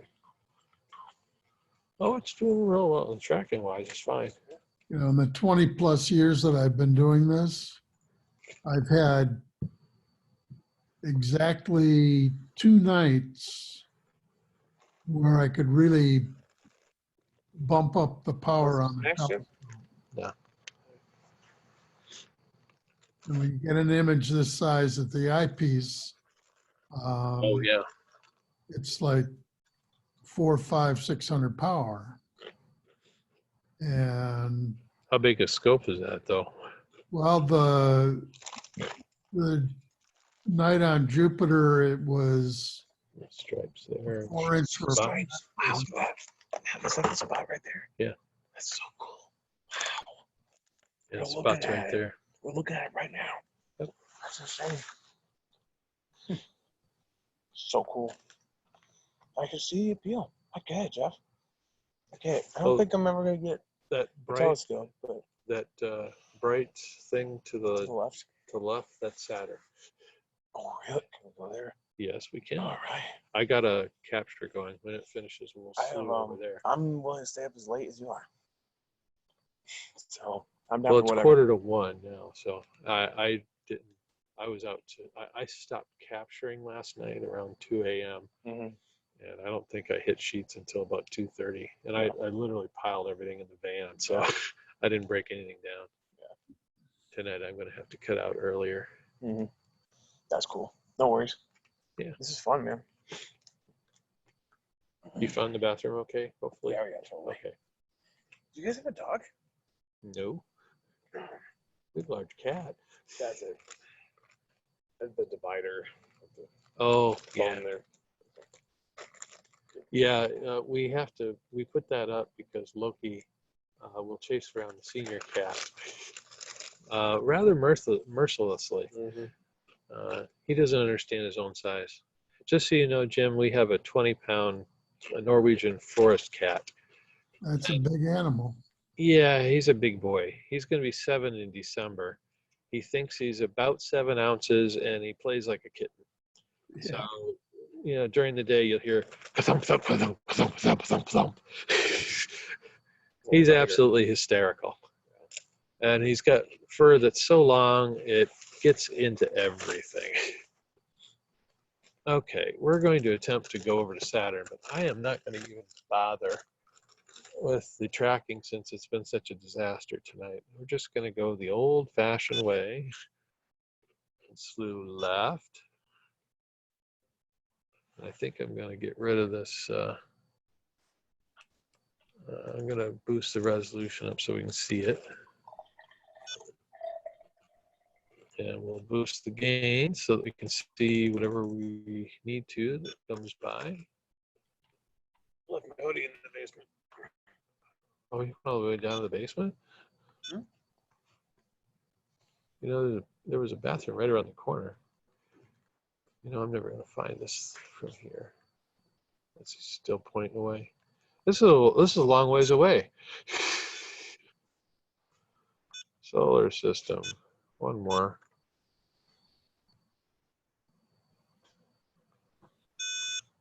Yeah, okay. Really want to see Saturn. Some kind of star.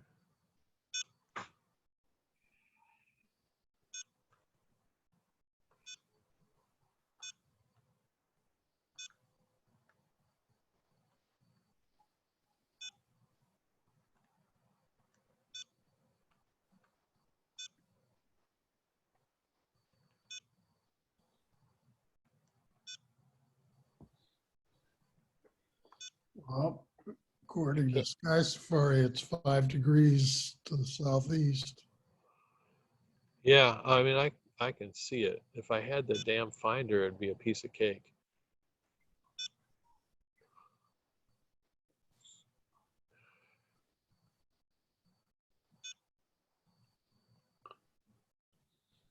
You know, and I thought I had extra batteries stowed away, and apparently I don't. They're all dead. Ooh, what was that? I'll give you something to do tomorrow. I think that's it.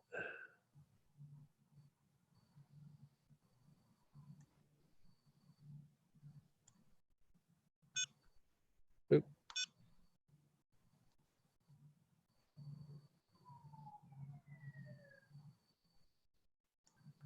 That seems kind of small for Saturn, though. Yes, it does.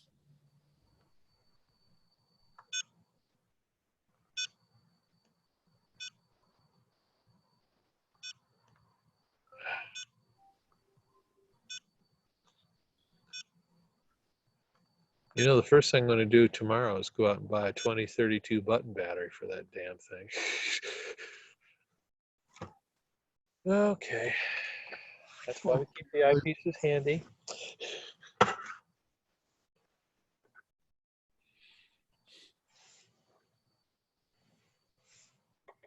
There's some days this electronic stuff just kind of gets you, you know.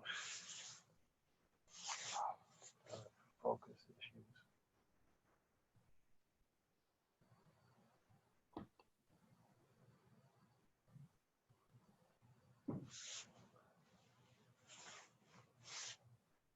Well, Sky Safari is telling me that Saturn's 2.25 degrees above the horizon. So I can only wish you luck. I can see it. It's as I mean it's well above the horizon. It's only slightly below Jupiter and, you know, slightly to the east. So I'm gonna go back to Jupiter real shortly here. And my tracking is so great. Didn't find that either. Okay. So now I'm gonna go straight over to the left.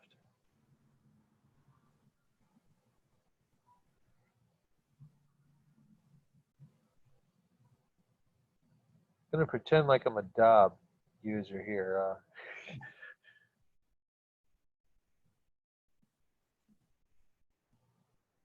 Use old-fashioned eyepiece methods.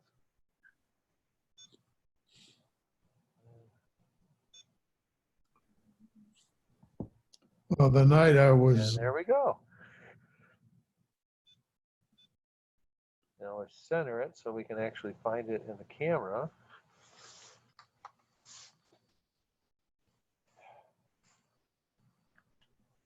See, that wasn't that far away. There's a reason I keep that 32 millimeter eyepiece around, man. It's a relatively wide angle eyepiece, yeah, and it's fantastic for doing like if you have to find a nebulas or something visually, it has enough light gathering power to really do the job nicely. well, that looks like Saturn. It does. A bit overexposed, but we'll fix that soon enough. To finish my little story, there you are. Okay. Sorry about that. No, it's all right. The night I got to 450 on Jupiter, it was in a 4-inch refractor. And it, you know, it looked like all the features of Jupiter were etched into the glass. And I had run out of eyepieces and Barlows and stuff. I couldn't, I could have kept blowing up the image, but I just didn't have anything left. Were you in a really nice, like clear sky area, or? Oh, I was on Peach Mountain. Oh, okay. It was in front of the observatory. And I was on Peach Mountain 2 or 3 years ago, and with the Dob, and I got hit up to almost 600 power before I ran out of eyepieces on Saturn. Wow. I And mean, that's impressive because I mean, the skies can, well, like tonight, they can be really crappy. yeah, no, they can, With Saturn up now. especially for the planets, and you're looking at the horizon. It's I don't know where I Whoa, put. that's awesome. That's cool. I don't know where I put my Barlow lens. Wow. Oh, I put it away. Did I? Nice. Hope I did. Yes, I must have put it away, or it's rumbling around on the ground. You know. but and again, it was all the ring divisions were razor sharp, and I've gotten some good images of Saturn, and if you don't mind, I can switch to those because one of them is really nice. okay. It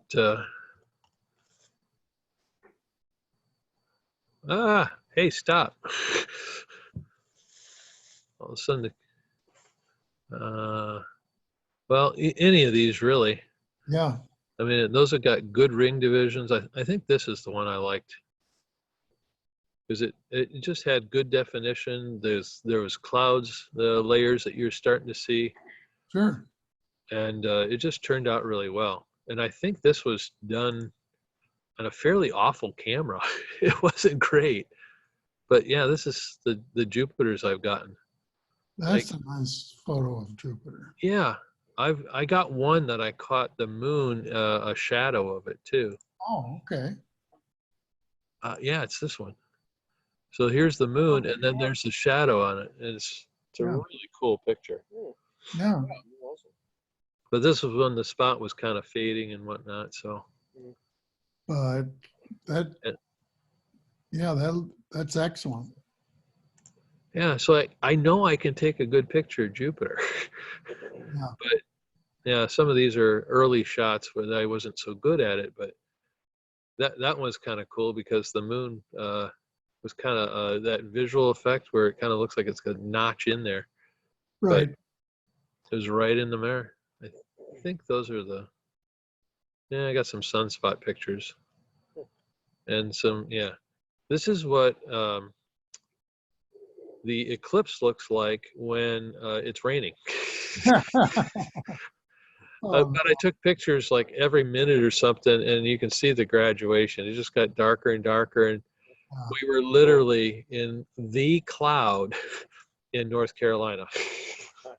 Wow. The entire state was completely clear and beautiful. Everybody is enjoying it. Literally, 5-10 miles away, they saw beautiful views, and we were in her uncle's driveway. It was perfect. We had been watching it, progress over like an hour or two. And all of a sudden, clouds kind of rolled in, and we got this. It started to rain. I had to pull in all the equipment and shit. It's like, what's going on? That's not. And I'm like, well, this is just. And I have a friend that's in near the research triangle there, and she was like, man, it was beautiful views. And it's like, you weren't that far away. It's like, yeah, I know, it's about 100 miles away or something, but it rained. And she got real glum and it's like, you were in the cloud. It's like, I know. Thank you. I think there are only In the cloud, Jeff. 2 or 3 places that had lousy weather that day. You were in one, and Yep. Ken Rubel was in the other. He was near Kansas City. Well, the good news was that her great uncle, we went down there because it was his place, and we needed to visit him anyway. So it's like, hey, if we time the visit right, we can catch the eclipse. And we bought him a T-shirt with the Great North American Eclipse and all that kind of stuff. Got him some sun viewing glasses, and well, that picture that that is there, that's Uncle Gil sitting out and enjoying. That's the first time he'd ever seen an eclipse, and so Okay. we had a great time until it rained.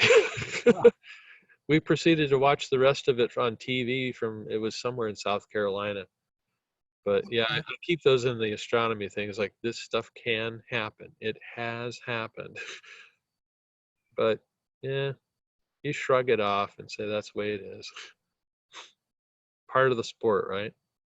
Yeah, no, Doug Scoble and I were in Southern Illinois with Mike Mead. He's a member who's an eclipse chaser. Oh, one of those guys. Yeah. I mean, he's been to Australia and a bunch of other places. Uh-huh. It was god awful hot. I mean, I was pretty stroked out by the end. Yeah. And I couldn't drive out of there,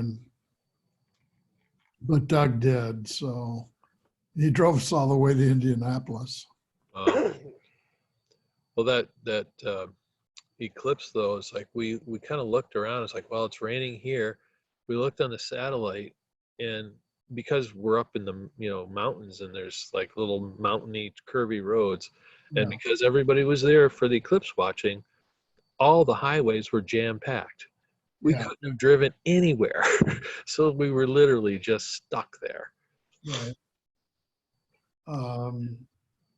Yeah. Anyways, during totality, I pulled the filter off of the telescope, and the corona was the most beautiful thing I've seen in a telescope ever. We're hoping that we can get down for the 2024 it's in April, so there's like a 50-50 chance it's going to be total shit weather. Well, you have to go to Texas to improve your. Yeah. Well, I checked the average cloudy days, and nearly in the beginning of April, nearly the entire country is a 50-50 chance. Oh, okay. So, I mean, it's a dice roll wherever you go. We've got relatives down in Ohio that we could stay the night and be at least, 20 miles away from where we need to be. The path of totality, I believe, goes through like Oregon, just east of Toledo. Right. And they're maybe about 5-10 miles west of Toledo. So Yeah. it should be okay. And Oregon it's all farmland. Find a road, park, you're done. But there's going to be a lot of people doing it, I suspect. I'm kind of debating whether I just, I enjoy it visually, take maybe a spotter scope or something and be done with it. Yeah. I don't want to miss the eclipse because we've already missed one. And if we miss this upcoming one, I mean, we're going to have to travel to see one. And I would like to see one before I die, but we both agree that that's on a bucket list. Yeah, I haven't worked out a strategy for it. My thinking is, park it, go south, stay somewhere near the path of totality, and then right. Check the weather. And well, that was the killer in the North Carolina thing. Gil's place was smack dab on the line of totality. It was just, this is a crying shame, man. Yeah.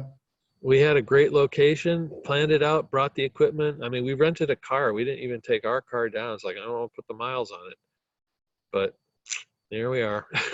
Oh, well. Still had a good time, though. But Gil still talks about it, so that was worth it right there for at the time he was 81, and I think he's probably 2017. He's like probably 84, 85 now, and his health is going down. So it's like for him that was a total thrill. Yeah. Well, I'm certainly glad it worked out for me. It wasn't like it was tough driving to get to central Illinois or southern Illinois, but still. Yeah. Yeah, I'm just saying it's heading. It's at 1 a.m. now. I'm probably going to shut down soon, but I was thinking for Friday, just so you know, I'm going to try to get with Adrian Yeah, to you mentioned to set up so that he's going to have to log into the meeting like an hour early or something. But get him set up with a co-host or something, and I think that should work out. okay. I mean, I think it's valuable, and frankly, the speaker, I want to listen to the speaker, but I'm going to be gone. Where are you going to be?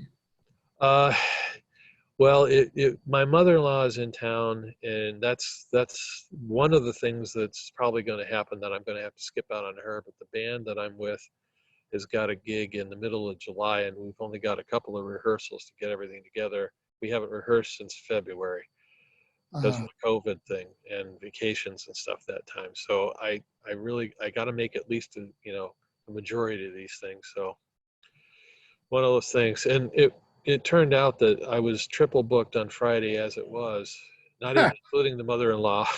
I mean, you got the Lowbrows, this practice, and the Salmagundi band in Ann Arbor was going to be playing at the Grotto, but the city, they hadn't gotten all the paperwork finished, so that got pushed back to July. It's like, Jesus, can't you guys decide on a different day for some of this stuff? Jeez. But that's the way it is. Yeah. We'll work it out, and once it starts, I mean, it's pretty brainless. And I frankly, it's like, let it run. I can turn it off and do whatever at that time. I figured it's like worst case, I'll turn it on, let it run from my work machine plugged into the wall, and an Ethernet line as stable as possible, and everybody can sign in and go wherever they want to anytime. And we can always chop after the fact if you want. There's extra, blank space or nothing going on. So I can get a recording of it at the very, very least, and I'm not worried about that. It's just a matter of aesthetics and timing. So. Yeah, well, Ken is usually pretty to the point. He ought to be, I can't say he's the most exciting speaker, but he is. Well, the topic sounded kind of fun with the Max Flesher and all that worked into space animation and things like that. So an interesting talk, a little less scientific maybe than some of our stuff. Yeah, well, that's okay. Yeah, those are fun to do sometimes. Yeah. I really enjoyed that guy they brought from MSU, but the Super Collider. He was very entertaining. Yeah, no, he's a live wire. Yeah, it really, I mean, nobody was bored, and the topic was probably several levels above where my head is, but that's okay. He was fun. Yeah, he spoke at the Great Lakes Stargaze, and I caught him there, and I recruited him on the spot. Good job. That was worthwhile. Well, I'm going to shut down and pack this junk up, and thank you for coming. Yeah, well, thanks, Jeff. It was... I mean, I've only gotten one person these last 2 nights because I think they're all, looking at 6 other people who are looking at the clear skies. Yeah, I'm thinking I might give Lake Hudson a shot tomorrow night. Yeah. I got to get down there sometime. I have to get to Peach Mountain one of these days. And oddly enough, I think it's going to be the networking that gets me there. I live right by there. Oh, I thought you were. My parents do. Oh, okay. My parents do. I know how to get into the woods. Yeah, I think everybody does. We're having vandalism issues. But yeah, on not this Friday, but next Friday, the ITS people, there's a professor in the, I think, electrical engineering or college engineering somewhere, who's actually using, he's actually using the radio telescope they're getting together with the Seas people and the WUOM people, ITS people, radio and telescope folks. I mean, I think they've got about 15 people on this Zoom meeting, but it'll be discussing, what the needs are and all that kind of stuff. So All for the big for radio, the internet out at Peach Mountain. all for have internet out there. Yeah. Well, there's no point for them unless they get that big telescope running. Well, for the College of Engineering, that's the case there. Seas wants internet connectivity for some of their outreach programs, and we'd like some degree of security cams and so it's maybe some ability to do some broadcast from there. Yeah, well, that would for our own outreach issues. So yeah. Oh, another thing, I should mention this to you. Probably won't happen till next year sometime, but the Ann Arbor Camera Club wants to come out and watch people do astrophotography. oh, okay, yeah. I don't see that happening until, next May at the earliest. I'll make sure I have my alignment procedures down. Yeah. The Ann Arbor Camera Club is ancient, to say the least. Yeah, it'll probably date back to the Argus building. My wife's, she's not as old as I am, but like I said, she's retired. Yeah. And she's one of the youngest people in the room when they have a meeting. So, Wow. yeah. Well, one thing that Jack Brisbane is working on is the Ann Arbor Public Library and some of their outreach. Telescope Times sharing some outreach, doing programming and stuff with these kinds of sessions with them. So there's probably some possibilities going to happen there, and probably sooner than later. Yeah. You know who he's talking to over there? I don't know who Jack's talking to, but he's mentioned it a couple of times now. Because Amy Cantu is a librarian, and she's Okay. a lowbrow, and she and a colleague set up their telescope loaner program. And this might have been before you were in the club, but a bunch of us helped them set up those Star Blast telescopes. And then when they came back a couple of years later, all beaten up, they had us come in and fix them. Yeah. Yeah. Well, anyway, it's been a good night though. And frankly, tonight's probably a better night for imaging. I got some really nice M5 pictures this time though. I think those will turn out real nice. I think they will too. Jupiter and Saturn are, actually things are starting to calm down here. They're not as wavy as they started out. But I think I'm going to have to wait for another year or something to get decent pictures of those. They're just too low in the sky. Yeah, well, I mean, maybe later this fall they'll, do some arcing up as they go across the sky. But right now they're pretty low. Yeah, well, they're pretty low at this time of night. Yeah. Like you say, in September they're going to be Right. They'll be nice. in opposition, be transiting earlier in the evening, and Well, I figure worst case it'll get me used to the camera and stuff.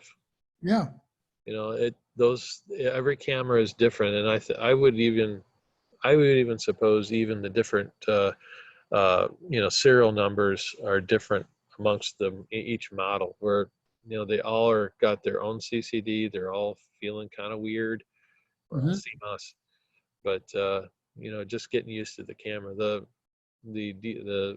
The deep space camera is actually working pretty well for me. So yeah. but I got that back, November, October, maybe. It's been a while. Yeah.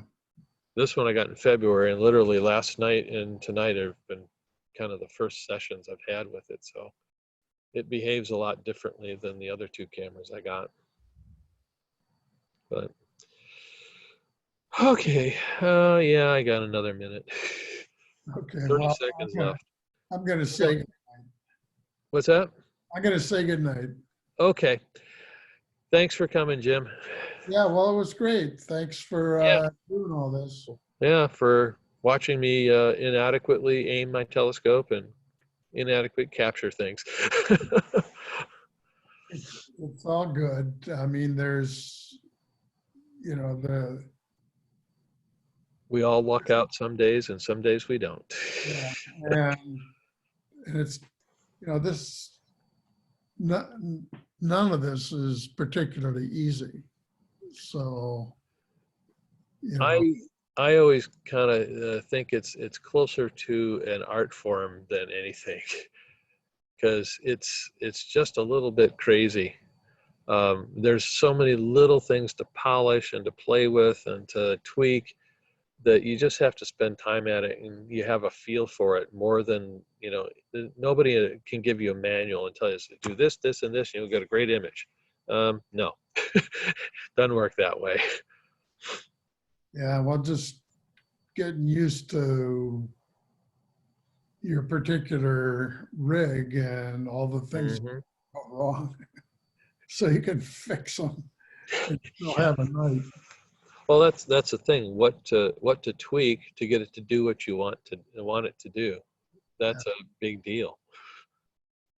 So, okay, it's 1:15. We both got to get going. I have a job that I'm supposed to do tomorrow, I suppose. Okay. Well, I don't, so I wish you luck. Okay. Night, Jim. Good night.